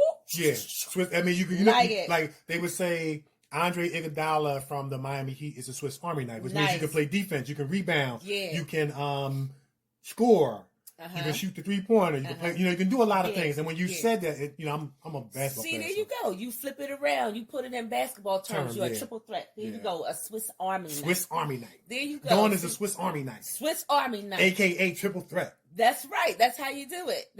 Triple threat it's actually a basketball term. Did you know that? Is it really? Yeah. So when you catch the ball, they always tell you to square up and get in triple threat position so that you can pass, shoot, or dribble. Okay. So that's why they say when you catch the ball, don't immediately start dribbling because now you become a double threat. Okay. Because now you have to rather shoot it or pass it. Okay. But when you catch it and you square up to the basket, you have the option of passing, shooting, and dribble. Triple threat. Okay. We schooling folks, ain't we? Yeah. That was dope. I'm a quadruple threat. You're a quadruple threat? I can play musical instruments. Oh, okay. You see your face like, oh. Because I was thinking about the burned down house. That's what I was thinking. I was like, oh. Okay.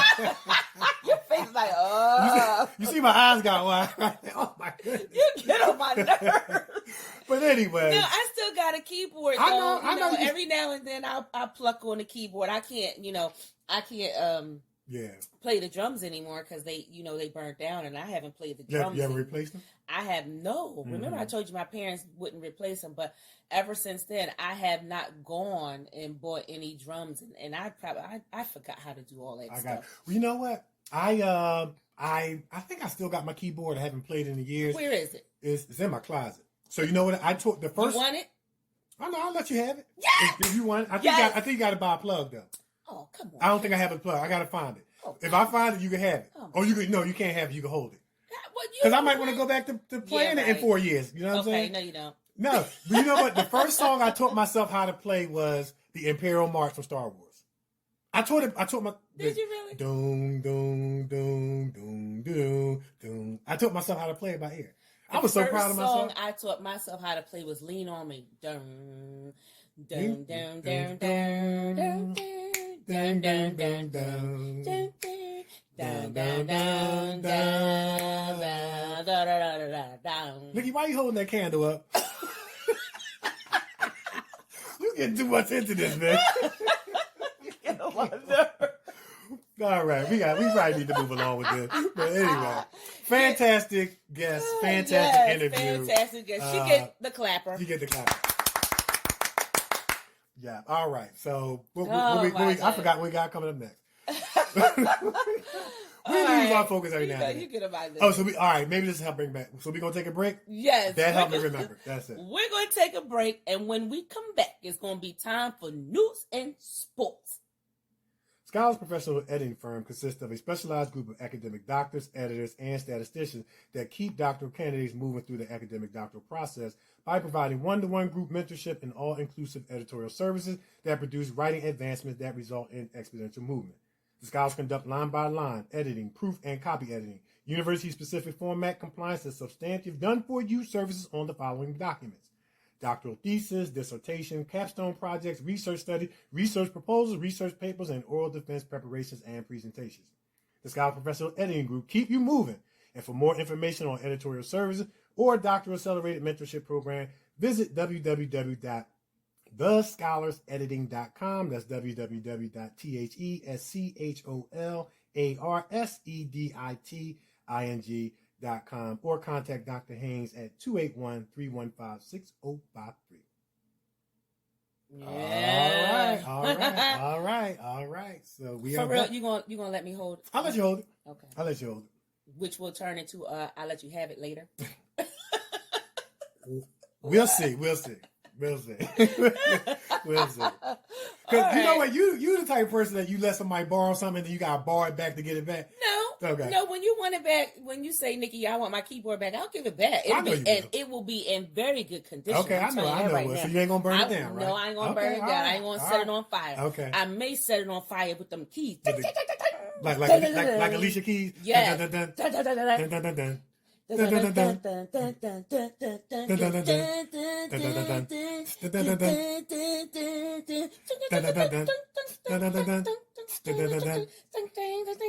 may set it on fire like that. You sound like Beethoven.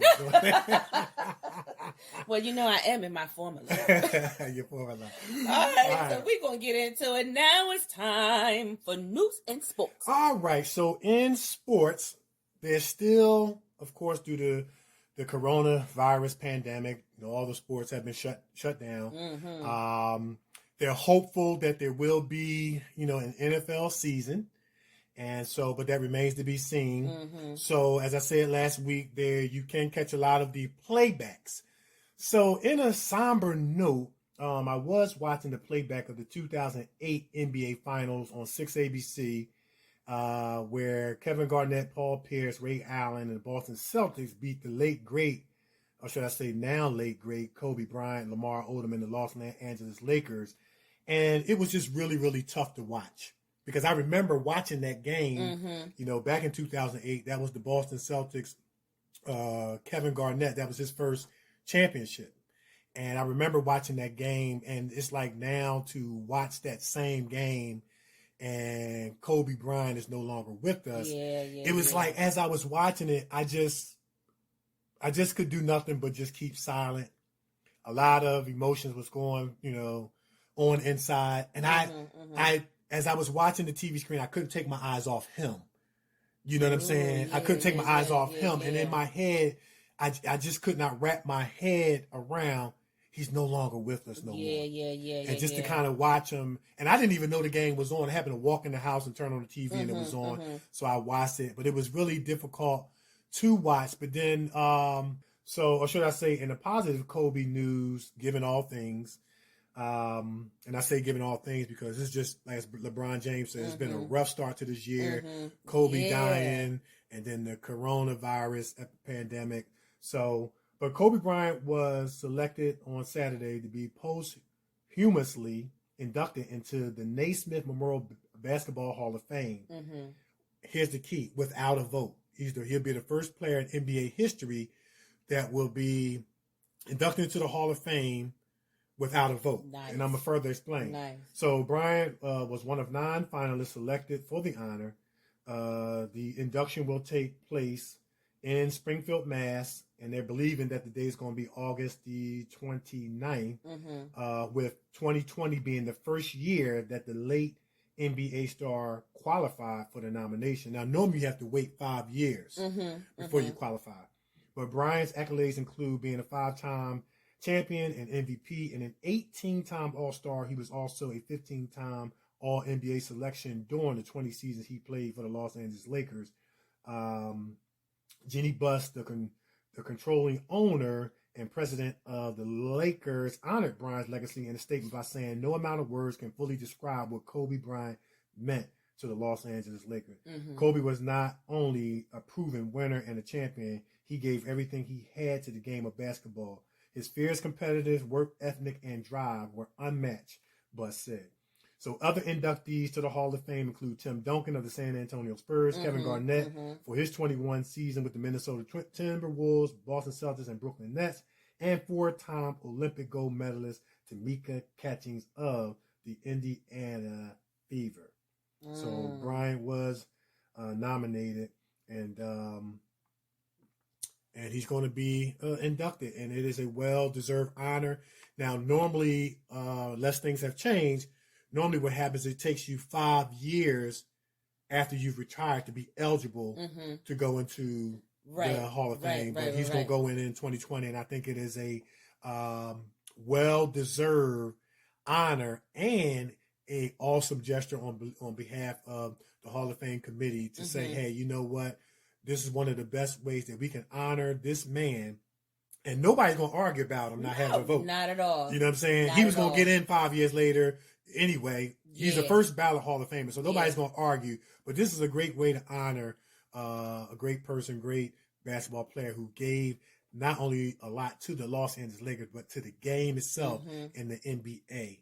So rest in peace, Kobe Bryant, and congratulations to all those that will be going into the 2020 NBA Hall of Fame. Nice. That's all I got. Nice. That's just awesome. Yeah. And I agree with LeBron James. It has been a rough start. Yeah, 2020. Oh my goodness. It has been a rough start from Kobe Bryant to all of the other celebrity deaths we had, now to this pandemic. Yeah. I mean, it's been rough. Crazy. It's been rough, man. It's been when this is all over and people say, what was the craziest year you ever had? Everybody's going to say 2020. Yeah. I mean, my goodness. And see, Nick, I'm glad you said that, man. And I'm going to tell you why. And I don't want to get off track, but I got to go to the church. I got to go to the church. Because you know how, we always got to come up with these slogans and people getting up there preaching that this year is going to be the best year of your life. And here, let me say this. That doesn't mean because of what we're going through now that it won't end up being the best year of a lot of our lives. But there were a lot of people, maybe some people who maybe have been sitting under that sermon who are no longer with us because of the coronavirus. So, I mean, you can come up with different doctrinal and theology perspectives and them being in a better place and things like that. That's why we got to be careful with all these name it, frame it, and claim it so you can obtain it type perspectives, because people start to wrestle with life and faith when you're going through stuff like this pandemic, who people's lives are being lost. And we want to send, let everybody know that our thoughts and prayers are with everybody that's going through this. We are all in this together. And, but we got to be careful. So, and I agree with you, because even I had to change the way I think about certain things, because nobody wants to die. Right. Nobody wants to get sick and die. Right.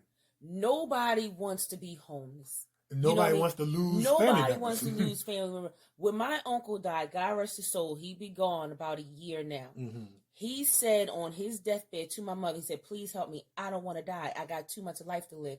My uncle died from, he didn't have cancer, but, you know, my uncle, God rest their souls, my uncle, my grandfather, and my grandmother, I say it all the time, they battled with alcohol addiction for a long time. Right. My grandmother went first, my grandfather went second, and now my uncle is gone. You know, from years and years and years of drinking, and now his organs and different things, you know, shut down. And he said to my mother, he said, I don't want to die. I'm just starting to get it together. And 2 days later, he was gone. Right. Nobody wants that. Right. You know, even a person who messed up their life or whatever, you know, God forbid, you know, they're coming back around, getting it back together. And then all of a sudden they're going, they don't want that. They want that second chance. And and that's kind of where Kobe was headed, because he retired, and he talked about all the sacrifices that he made during his 20-year tenure in the NBA, and including sacrificing family time. And now he was retired, and then for the next 4 years, it was really all about his family. Yeah. And he was really enjoying his life, enjoying his family, making up for lost time, if you want to put it like that. Getting ready to go into business ventures. And then it's like he's gone. Yeah. You know what I mean? And so we got to be careful. We just got to be careful with these, because, when New Year come around, we're all hoping that this next year is going to be better than the one we had before. Exactly. You know what I'm saying? Exactly. And then, but like I said, it doesn't mean that because of what we've been facing these, first few months, that it's not going to get better. It is going to get better. It is going to get better. It's going to turn around. We are going to get through this. But what about that person that don't have that positive kind of, I can see forward in my hope and in my perspective, you know what I'm saying? Yeah. They are wrestling with the here and now. Yeah. They're wrestling with the present. Exactly. And I like what Dawn said about, finding your peace and your enjoyment in the moment. Exactly. You know what I mean? And that's kind of what we have to do, man. And it's not easy. So when you see someone coming back around to try and get it back together, give them a chance. Yeah. Help them out. People do change. Don't hold them to what they did in the past. Right. They don't want to leave here without getting it right. So just give them that chance to make it better. Right. You know what I mean? Because everybody wants to be at peace. I do believe that everybody wants to be at peace. So just give them a chance to do that. Right. You know what I mean? Yeah. That's good. I like the conversation because, like I said, I totally agree with LeBron. It's been a rough year. It's been a rough year. It's been a rough year. I'm serious, and it has. Rough. And and I did. And we're just in April. Right. You know what I'm saying? We're only 4 months in. Yeah, it's been rough. It's been rough from January all the way up to now. It's been really rough. And I'm gonna tell you, man. And I failed to mention this. Like of course, we had the news about Kobe Bryant, January 26th. And it was like, that was one of those news stories that you'll always remember where you were and what you were doing when you got that news. And, I was going for my jog, had just finished my jog, headed back to the bleachers, and I get a text, from my brother, telling me what happened. The next Sunday, around the same time I went jogging, when I got the news with Kobe, went for my jog, the day looked the same. It was like kind of damp outside. It was almost like deja vu. I go for my jog the next Sunday after Kobe Bryant passed away, come back to the bleachers, and then I get a text from one of my teammates that one of my teammates from Liberty passed away. And I'm sitting up here like, come on now. Yeah.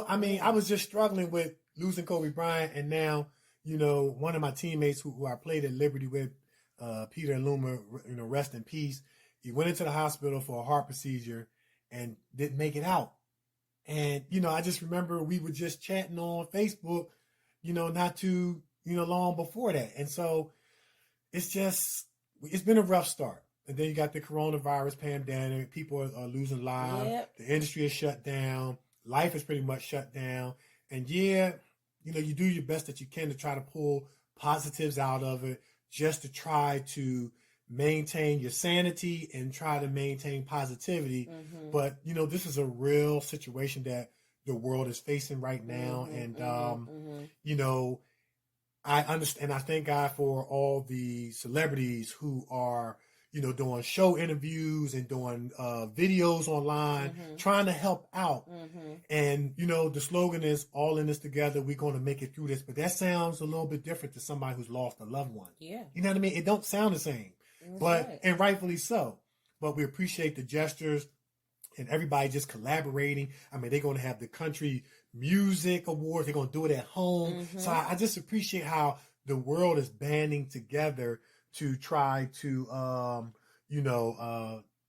add some sunshine and some light and some positivity mm-hmm. in the lives of other people around us. So, everybody out there, man, stay safe. Just continue to follow, the directives that we've been given by our state and local officials. Mm-hmm. Wash your hands, practice the social distancing, exercise precaution, and just use wisdom. Yeah. And, and move forward and just try to do the best you can to live your life and enjoy the moment. Yeah. So I know that kind of got off of sports a little bit, but it was needed. Maybe that was it was needed. It was needed. It was needed because it has been rough. Mm-hmm. It has been rough, and people are trying to find ways to cope with this thing. It has been rough. Well, in news, some sad news. We talked about this last week, but we didn't talk about it at length. DJ Jazzy Jeff has the coronavirus. Mm-hmm. He sent out a video last week. He said he lost his sense of smell and taste. Mm-hmm. And he has been quarantining himself for 14 days. He's going to go past the 14 days because, he's not feeling good and different mm-hmm. things like that. And he said he had headaches. And Will Smith even, reached out and, put up some pictures of him and Jazzy on Instagram. Mm-hmm. So, our prayers go up to Jazzy. Mm-hmm. There was also a young lady here in Philadelphia who shared her video on Facebook about how she also lost her sense of taste and smell. Mm-hmm. She said when she smells, it's like dead air. Mm-hmm. And she can't taste the food. She can't do anything. She says she knows she has to eat, but she can't taste anything. Mm-hmm. So, our prayers go up for her. Our prayer go up for her as well. Mm-hmm. But Delaware, Delaware has the least amount of cases. Mm-hmm. And Delaware said, listen, don't come over here. Mm-hmm. Delaware said, stay out. Delaware was like, if you come through Delaware, you're going to have to stay in Delaware for 14 days. Right. Quarantine yourself. And if you are leaving Delaware, you're going to have to quarantine yourself for 14 days. Delaware is like, listen, don't come through here. We don't want it. And I believe they put up borders. To the best of my knowledge, I think they did. I know New York is not letting people travel for so much as well. So. Yeah. If you're trying to travel, you better have an easy pass, because if you're paying cash, if you're one of those cash paying travelers, you're not going anywhere because easy pass only. So that's going to keep a lot of people at home. Right.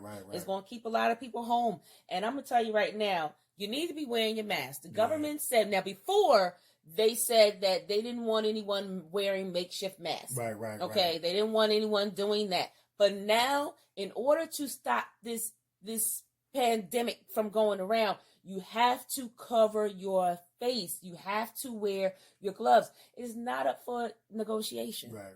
You have to wear it because, like they said, there are people walking around with the symptoms and don't even know they have it. Right. Okay, so you're walking around infected. You don't even know that you're infected, and you're not covering your face. You're not covering your hands, and you're just infecting everyone else. Right. So you have to. We want to listen.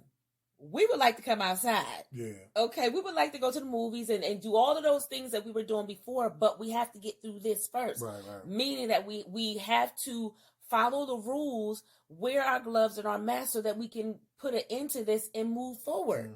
You know, and we can't do that if you have half the country following the rules and the other half just not. You know, we're never going to get through this if you don't do what you're supposed to be doing. All right. And lastly, I'm not going to say the numbers because the numbers are getting up there. You guys see the numbers. We're not going to give the numbers because, like I said last week, those numbers are frightening.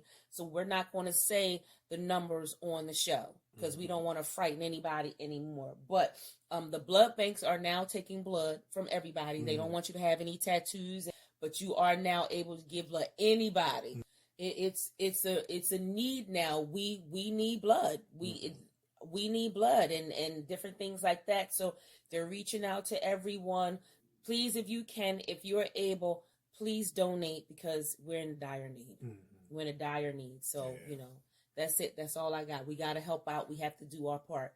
You know, we have to do that. I can't give blood because you'll be putting it right back in me. I'll be like passed out because I'm anemic. I suffer from anemia. So I can't do it. You'll be pumping that blood right back in the other arm. Taking it out of one arm and putting it right back in the other arm. So I can't do it. But if you are able, please help out. Please do your part and give blood because we need it. I mean, now this is one of them things where everybody needs to find something that they can do to help out. Right. If it's giving food and different things like that, everybody needs to do something because this thing is crazy. And it's all about helping somebody. You know what I mean? Like you can help a homeless person. You can help somebody that may not be homeless, but they're just struggling to buy food. You know, just do your part in your sphere of influence, and it makes a big difference. It matters much.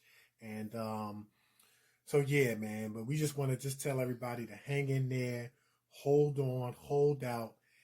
We are going to get through this. You guys are in our thoughts and prayers, and we're just going to continue to do the best that we can, though how hard it may be, to just try to stay positive and just stay positive, you know.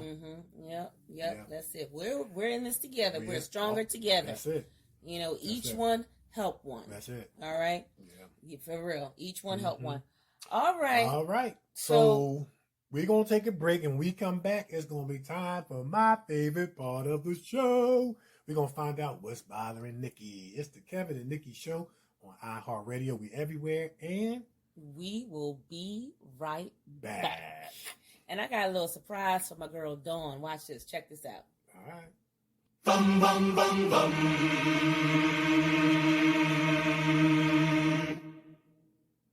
Bum, bum, bum, bum.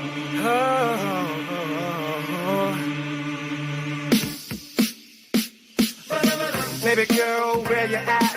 Got no strings, got none attached. Can't stop that feeling for long, no.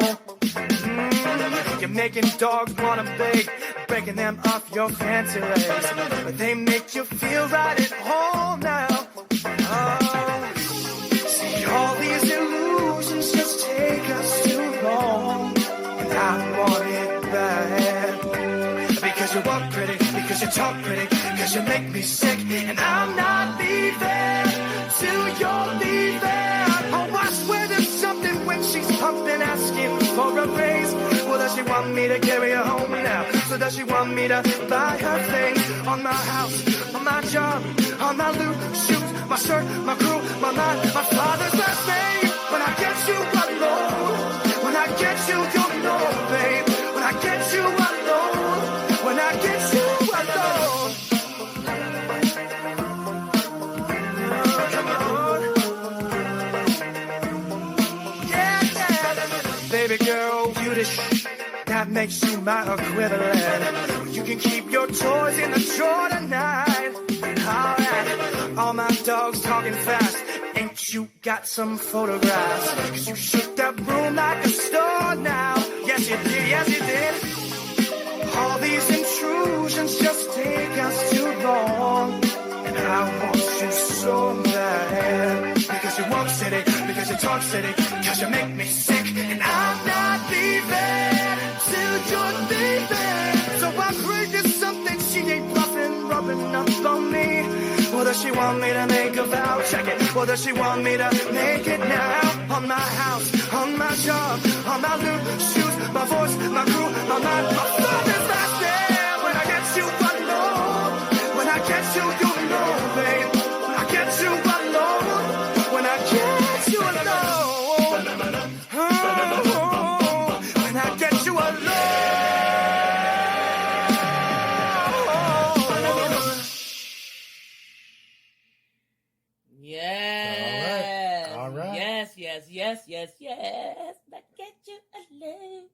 I love that. You know, that's that Beethoven beat.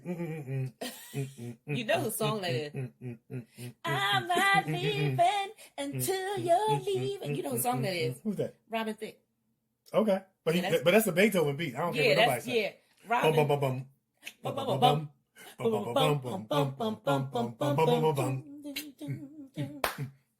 You know what?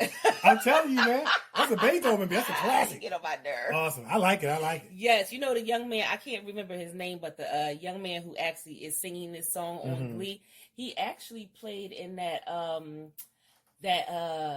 who murdered Gianni Versace. Okay. Oh, okay. Yeah, the murder of Gianni Versace. He was the actor who played the guy who murdered. And crazy thing is that you know how when they're casting, they want you to look exactly like the person. He looked exactly like him too. He fit that character. He sure did. He did a pretty good job with that. That's interesting, man, because I've been trying to get on the show For My Man.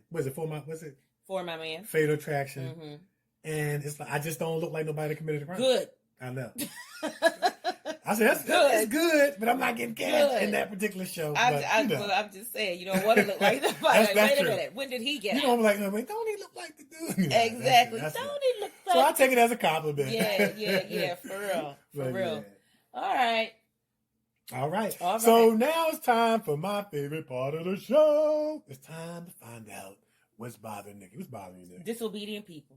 Oh, yeah. Disobedient people, man. Listen, I am getting tired of going in the market and seeing you in there without your mask and your gloves on. I am getting so sick of you.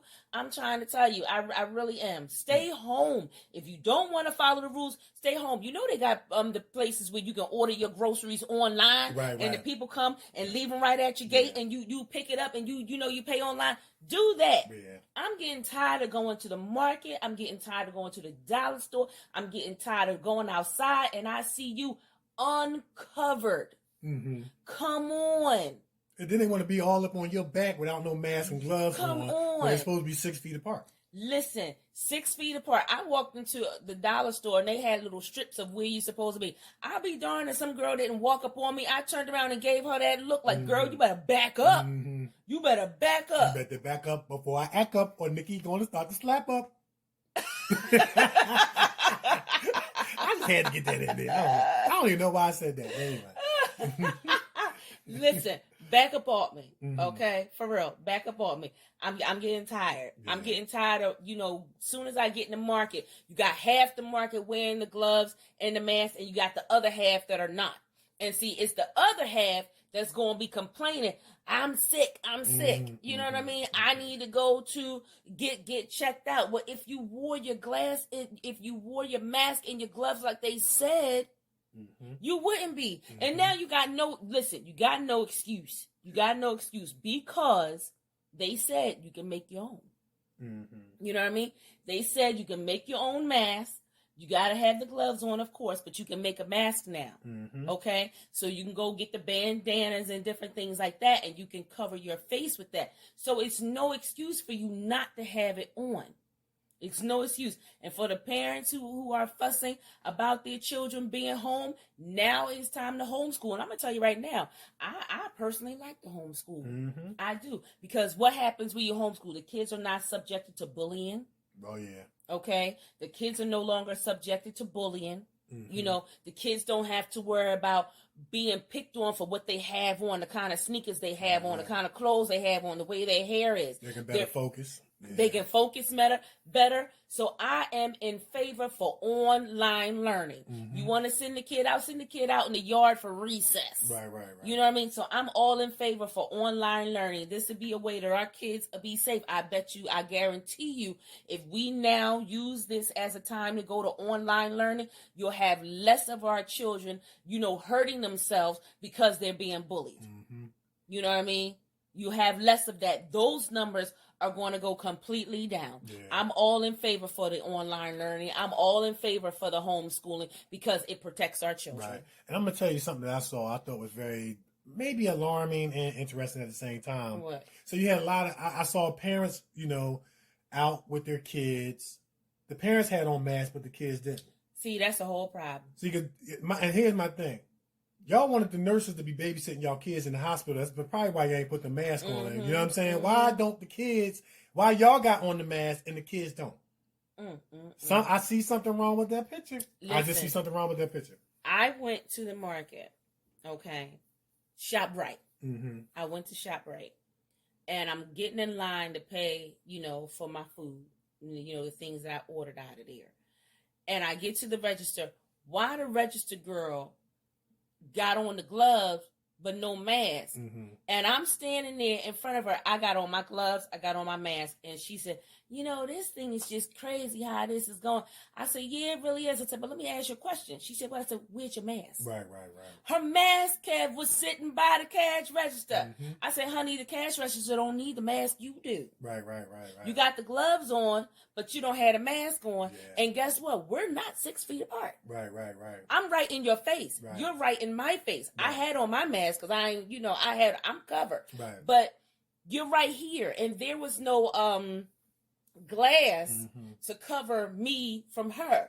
So it's like, you're right here. So if you're right here, then basically that means that we both can be sick. So why don't you put your mask on to protect yourself from the customers who don't have the mask on? Right.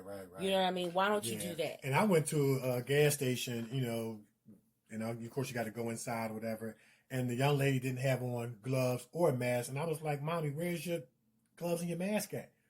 Yeah, I know. I'm like, come on, people not taking this thing serious. Listen. I had one young person say, well, I think it's fake. Well, just because you think it's fake don't mean that it is really fake. You know what I'm saying? Like, sometimes people think that their perspective towards something makes it what it is. Well, just because you think that it's fake, it doesn't mean that it's not. And evidence enough is that people are dying out here. You know what I mean? So come on, gang, let's get it together. Everybody put on your mask. They got the 1 million mask challenge going. Let's do that challenge. You know what I'm saying? I saw a billboard. 1 million mask challenge. Everybody wear your mask. Let's put on our gloves. Let's protect ourselves, thus protecting each other. You know what I mean? Now they're saying you can make one out of the bandanas and all kinds of things like that. Don't wait for it to hit you before you decide to take it serious. I'm telling you right now, you're gonna be on the south side of the dirt. You keep on. Yeah. You keep on. Now I know they had this photo going around. It actually was a video. And I think we talked about it last week where the man was sitting outside of a hospital in Brooklyn and Brooklyn Hospital. And he was just almost moved to tears because they're bringing the bodies, the people who have passed on from this disease. Yeah. They're bringing their bodies out of the hospital, but they're bringing them out on a forklift. Right. You know what I mean? Yeah. So impersonal. Yeah. Bringing it out on a forklift, and they're using a forklift to push the bodies up in this refrigerated truck that is outside of the hospital. Yeah. So impersonal. They don't want to touch the bodies. Right. So now is that what we're doing now? We're using a forklift to pick up our deceased people, our deceased loved ones, and pushing them in the truck. Yeah. Come on, man. Come on. And come on. That's gonna be you. You don't put on your mask and gloves. And the thing about it that's so crazy is like how are they gonna do like funerals? Is it gonna be a cremation type thing? Do they have permission or the right to even cremate? That's very impersonal. It's very, very sad. While you do think about, okay, they want to take measures so that they don't contract the disease, that's still very insensitive and impersonal because these are people's loved ones. Yes. And they would not want their mother, grandmother, son or daughter or family member on no daggone forklift being shipped like that. And in such a way that it could be video recorded. That's it's just, we can't lose our sense of humanity in this thing. You know what I mean? We can't lose our sense of humanity. But I like what you said, man, disobedient folks. Disobedient. I'm going to tell you what my mom and dad used to tell us, a hard head make a soft behind. Listen, I'm going to tell you right now, Dr. Oz, they had on Dr. Oz, this doctor who was actually taking you on the inside of the hospital so that you could see what's going on. They had bodies on the floor. Nurses are saying it looked like a war zone. Yeah. They're crying, doing videos saying it looked like a war zone. And, in addition to this too, we got to do a better job of taking care of our essential staff. Yep. Because there were nurses who were crying. Yes. They were getting videos crying. One nurse said, "I quit my job today because I'm too valuable and important to my family. Yeah. They're not giving us this. They're not giving us masks. We don't have this. We don't have that." And so I think since then they have rectified and or are trying to rectify the shortage. I know Arnold Schwarzenegger donated $1 million worth of masks. So people are stepping up to the plate trying to do what they can do. But that nurse was in tears. Yeah. There was a few of them that had to quit their job because they didn't feel protected. And they were still responsible for going in there and giving needles and taking their temperature and all that stuff. You know? So America, we wasn't prepared for this. But it's just good to see that people are stepping up. Yeah, and they get the bell. For helping out and doing your part and making sure that we got these masks for our our hospital workers and our people who are on the front line. Thank you very much. Yeah, because man, you so right, man. Because I'm gonna tell you, the only reason why I happen to have a box of masks in my closet because we play doctors and nurses for acting. So I said, well, look, I'm gonna borrow some of them. You know what I'm saying? And I was able to give some, family members and friends and stuff like that. Because you can't get, it's hard to, find masks. You know what I mean? So, of course, people are doing the makeshift mask and things like that. And, Nick, while we on the subject, we definitely got to bring up some of the things that we've been talking about during this coronavirus. Or maybe we can talk about it. What? Well, what I was saying is people are going to start jacking up prices. Oh, price gouging. Yeah, price gouging. Oh, yeah. So, Oh, price gouging. They're going to be jacking up prices because they know that people need to buy certain things like toilet paper. I think you said last week it was like $12 for a pack of 4 or something like that. Yeah. And let me tell you this. Over the weekend, I watched the news. They want those stores reported. You are to, when you go into the store, if the price is higher than the price you normally pay, they want you to report that store. Yeah. They want you to report it because price, this is not the time. Right. This is not one of them things where you got a huge concert coming, like the Made in America concert. This is not the time to be jacking the price. People are dying. Right. People are dying. And need materials. Yeah. They need food, water, whatever. Toilet paper. This is not the time for you to be jacking up the price. Yeah. A half a gallon of milk costs darn near $6 when it should have been only $3. Right. Yeah, you know what I mean? Come on. You can't do that. You're taking advantage. Yeah, and then while we also are on this subject too, they got the price gouging, and then be careful out here because my anticipation is that crime is going to go up. Oh man! And where would a criminal try to target people at the supermarkets where they know you have to go, gas stations, and things like that because these are desperate times. People are losing jobs, and criminal-minded people feel like they have to, quote unquote, do what they have to do at people who they choose to rob, expense, and they're okay and cool with that. So we want everybody to be safe out there in terms of, try not to go in areas by yourself. Right. Alone. When you're getting in your car, please look both ways. Look through the rear view when you're parking.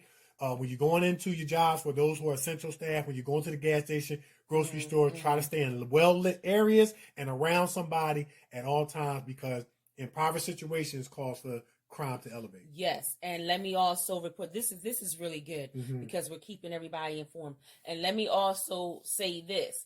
The government with these checks that are supposed to be coming out, this is how it's going to work. You filed your taxes, 2018 taxes.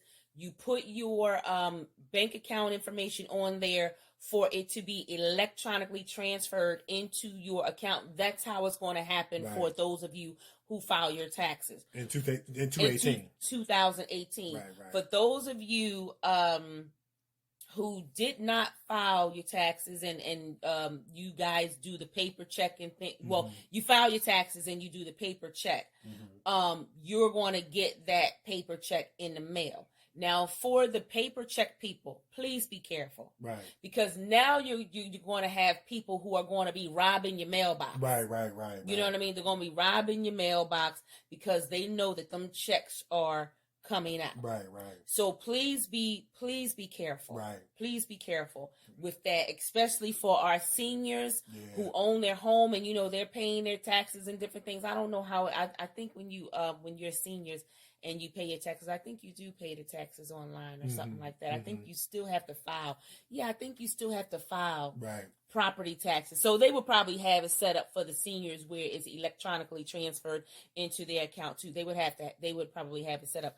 But for those of you who don't do that and you prefer that old cute little paper check that you said, that check was so colorful. Remember back in the day, they sent out check, Like it almost made you not want to cash it. I know, it's so colorful. So just kidding, cashing it. Sorry, no.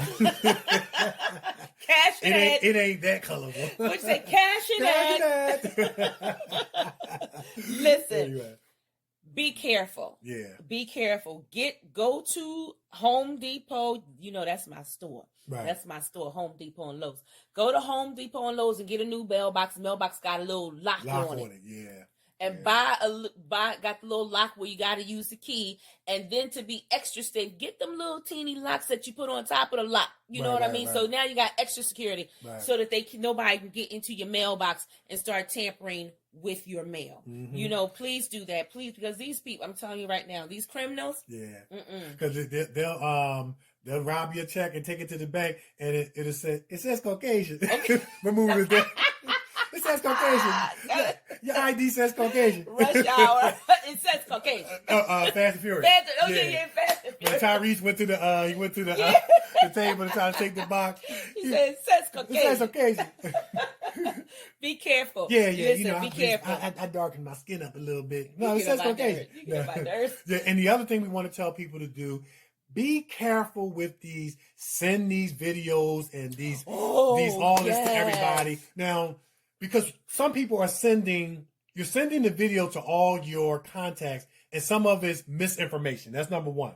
And then they got these pictures of somebody came up with a cure that if you just drink this and drink that and mix this with mix that, send this to all your contacts because over in this country, they don't have any incidents because they're doing this. And if you had mixed what they mixed, it could have been harmful to your health. Listen. Because, they're sending these photos, send this to all your contacts. This is the cure for coronavirus.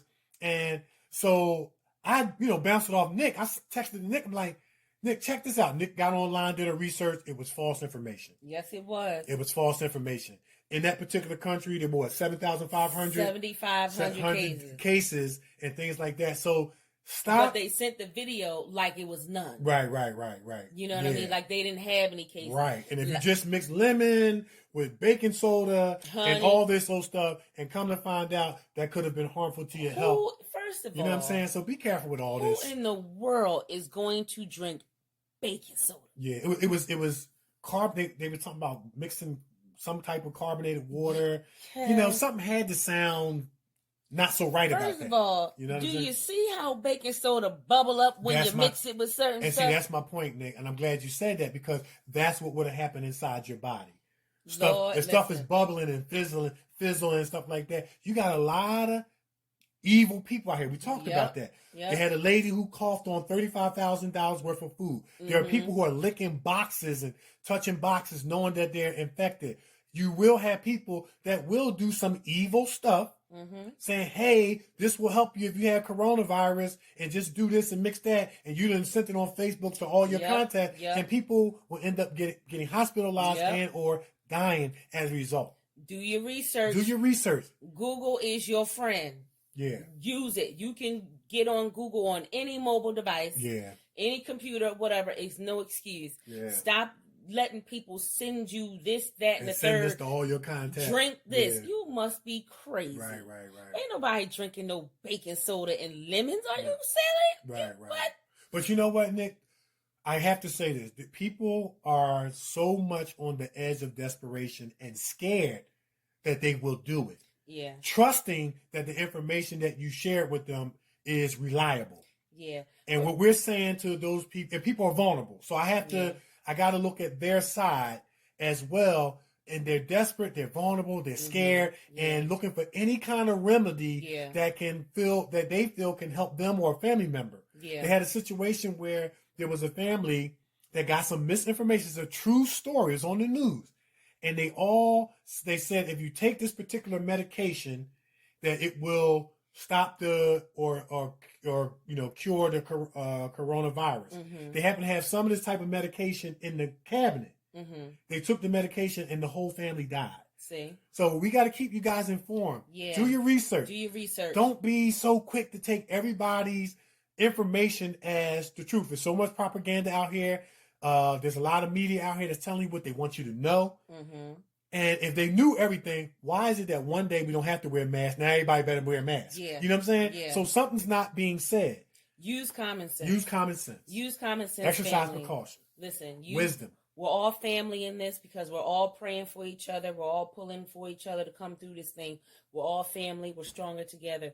Use common sense. Yeah. Like what Kev did. Kev sent something to me. I researched it. Popped it back. No, Kev, that's not cool. It's not cool. Yeah. Okay. You get something, somebody send you something, pop it over to one of your kinfolk. Hey, check this out.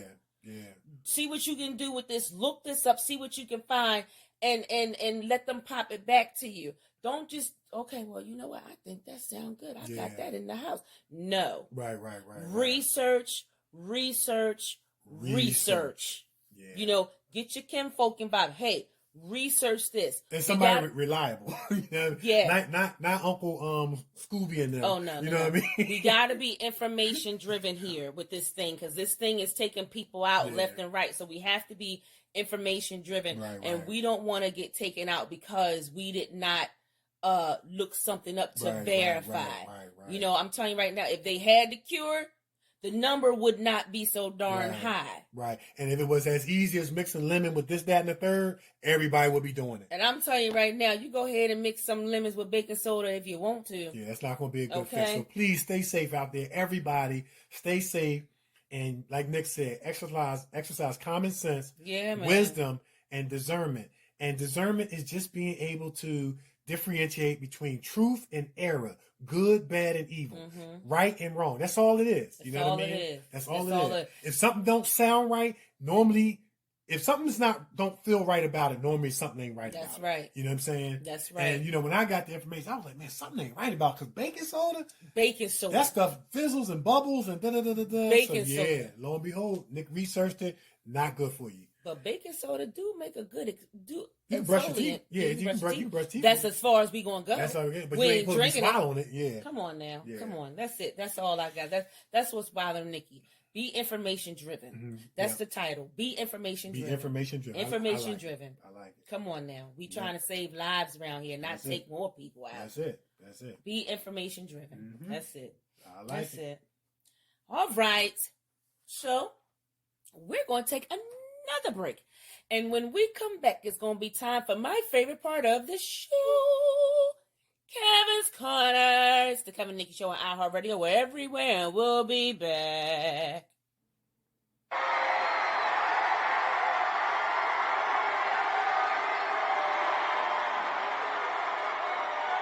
Zion, hear me! It is true what many of you have heard. The machines have gathered an army, and as I speak, that army is drawing nearer to our home. Believe me when I say we have a difficult time ahead of us. But if we are to be prepared for it, we must first shed our fear of it. I stand here before you now, truthfully, unafraid. Why? Because I believe something you do not? No. I stand here without fear because I remember that I am here not because of the path that lies before me, but because of the path that lies behind me. I remember that for 100 years we have fought these machines.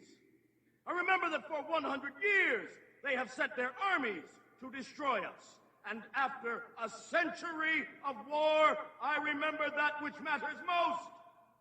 We are still here!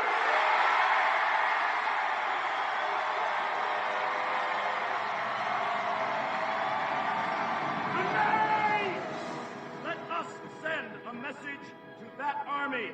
Tonight, let us shake this cave. Tonight, let us tremble these halls of earth, steel, and stone. Let us be heard from red tar to black sky. Tonight, let us make them remember. This is Zion, and we are not afraid!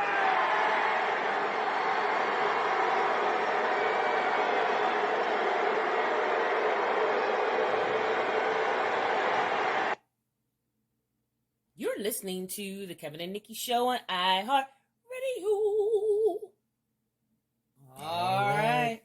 Yes. That was I inspirational. like that. Yeah. I like that. We are still here. Yeah, and I kind of thought that, I like that. as I listened to that speech, of course he was talking about the machines, but it made me substitute this coronavirus pandemic into it, and you could draw some encouragement. I kind of had a feeling that's what we were going with. So you was thinking like that. Yeah. Well, then, that's what I want. That's exactly what I wanted people to correlate that with this coronavirus pandemic, especially when he said, hey, we got a challenge ahead of us and things like that. You've heard some of our officials use that same phrase and term. So that was good. I like that.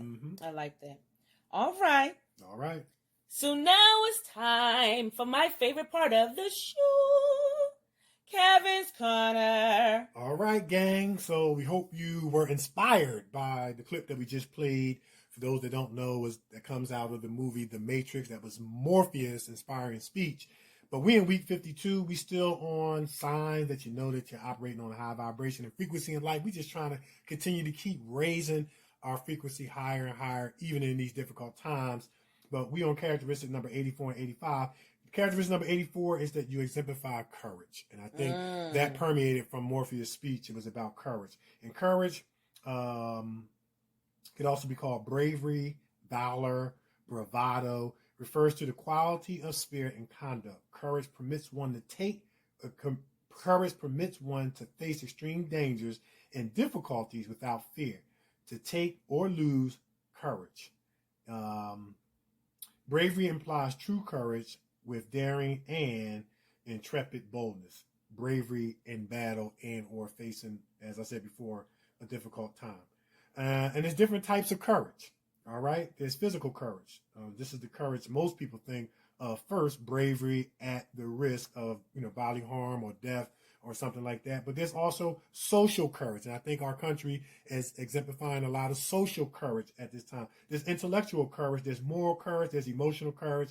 And then, of course, there's spiritual courage. And then number 85, you exemplify resiliency. And I thought also that Morpheus' inspirational speech brought out the characteristics of resiliency. He talked about, he's standing here as he looks back, he realizes that we are still here. And after this is over, we've lost people along the way. Of course, our thoughts and prayers go out to everyone who has lost family members, loved ones, and friends during this difficult time. But I do believe that when this is over, that we still will be able to sing that resilient song, that we made it through and that we're still here, in the name of our country and in the name of remembrance of those who were lost during this challenging and difficult time. But you exemplify resiliency, and that's the capacity to recover quickly from difficulties. It's toughness. It's the ability of a substance or objects or people to spring back into shape, elasticity, an ability to recover from or adjust easily to misfortune or change. Resilience means knowing how to cope in spite of the setbacks or barriers or limited resources. Resilience is a measure of how much you want something and how much you are willing and able to overcome obstacles to get it. It has to do with your emotional strength. We just want to tell everybody, once again, be encouraged. Take it one day at a time. Follow the directives, as we said earlier in the show, of our state and local officials. Wash your hands, wear your gloves and your mask, like Nick said. When you're going out, disinfect, clean, practice social distancing. Hashtag all in this together. That's right. We're stronger in this together than we are apart. And if everybody do their part, we're going to kick this thing's behind. That's right. That's right. One way or the other. We have to do it together. We got to do it together. Yeah, we have to do it together. And I think the original title was bothering Nikee was Disobedient Folks. Yeah. And then it changed to Keeping Yourself. We might add them both in there. Disobedient Folks. Yeah, Disobedient Folks. And stay informed. I had issues with you, people. Come on. I had issues. Every time I walked into the market, I'm like, why am I all covered up from head to toe and you're not? Right. You know, come on. And then you're coughing and carrying on. Like, I want to be near you coughing. Then you walking up all on me. Back up. Mm-hmm. Back up. Yep. Yeah, Disobedient Folk. Okay. And please. Keep that title, Disobedient Folk. Please stay informed. Yes. Right? Okay. Yes. We got it. We got it. All right. So that's all I have for Kevin's Corner. All right. Put it out there. All right. So we hope that you enjoyed the show. And we want to just say thank you guys for tuning in week out, month in, month out, and year in, year out. And for those that are just tuning in, you know, during this difficult time, because you may be stuck at home, we appreciate you so much as well. And we love you. You're in our thoughts and prayers daily. We're thinking about you. We do what we do for you, and we can't do what we do without you. And we hope that our guests and our show, in fact, we know that our guests and our show brought some sunshine to your life, even if it's just for this time. Hey, look, we want to make a difference wherever we can to make somebody happy, to take your thoughts off negativity, put them on positivity, and tell you to hold on, hold out, and see what the end going to be, because we're going to make it. I'm Actor Kevin D. Benton. You can find me on Facebook, Kevin D. Benton, Twitter, at Kevin D. Benton, Instagram, Actor Kevin D. Benton, and on YouTube, Actor Kevin D. Benton, and you can find actress Nikee Warren. Yeah. You can find me on Facebook, Nikee Warren, on Twitter, at Nikee Warren, and on the gram. Hello, I'm Nikee. That's spelled HELLOIMNIKEE. You can find our show, The Kevin Nikee Show, on Facebook, at Kevin Nikee Show on Twitter, and The Kevin Nikee Show on the gram. Keep it simple. That's how we do, so that you can find us. Yes. No rap name. That's right. That's right. But I do have one, though. You do? MC Pistol Starter. You just made that up. You went from MC Skillet to MC Pistol. That's it. MC Skillet to MC Pistol Starter. Oh my goodness. Listen, MC Skillet is my rap name. You know how I be. I hold it down on the 1 or 2s. Okay. You know what's your rap name? DJ Special K. DJ Special K. Okay. MC Special K. MC Special K, because I'm the DJ in this team. Okay. You are. I'm the DJ. Yeah. So, and I'm the rapper. Yes, you're the rapper. It. You know what? That's how I go too. Well, that was. I am the DJ, and you do rap. You rap. He raps more than me. That's right. That's right. You're the DJ. I'm the rapper. That's right. That was Will Smith and DJ Jazzy Jeff's title of that first album. Yeah. He's the DJ. I'm the rapper. Right. Okay, I'm the DJ. Kev's the rapper, and that is true, because he do be just rapping off the top of his head. He be just freestyling like, okay, you in your bag today. All right, so that's how we gonna do. I'm the DJ. He's the rapper. You know, I like that. Yeah. I like that. Now, thank you guys so much for all of your follows. Thank you for liking our pages. Appreciate you from the bottom of our hearts. I'm trying to tell you, we got you covered like Allstate. We got you covered. Yeah. We're going to keep bringing you hot shows, hot guests, hot. Yes. And if you have any questions, comments, concerns for our special guest, Miss Dawn Noel, hit us up, KevinNikkeeShow@yahoo.com. We'll read it to her, get the answer, and read it back. And like we always say, who knows, your letter can be featured on our show. Yeah, that's it. That's it. So we are the Kevin and Nikee Show on iHeartRadio. We are everywhere. And we are out of here. Peace. Yeah.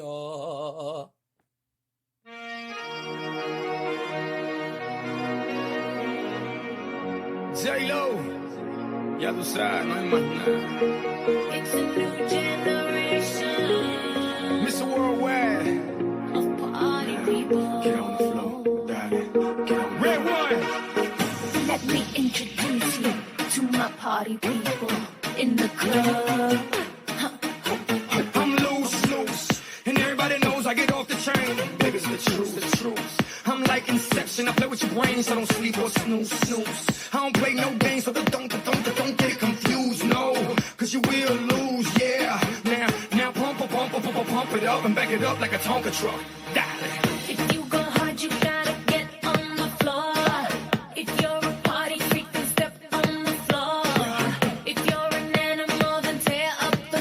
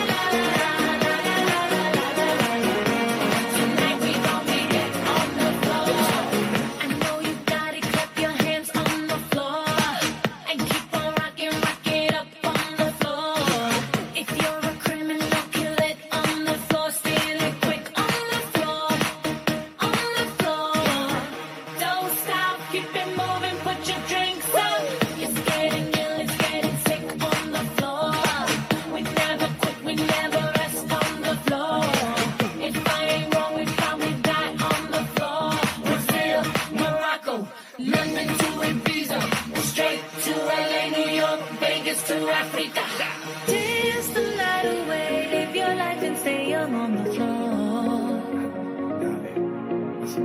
Dance the night away, grab somebody, drink a little more.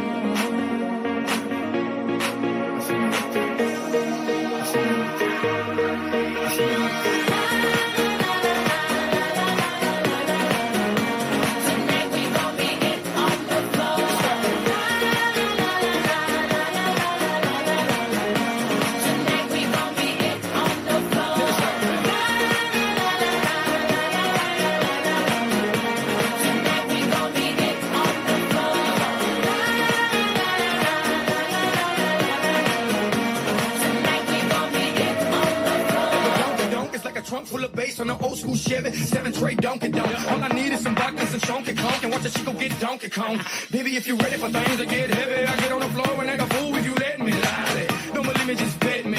My name ain't Keith, but I see the way you sweat me. L.A., Miami, New York, say no more, get on the floor. Dance the night away, live your life and stay young on the floor. Dance the night away, grab somebody, drink a little more.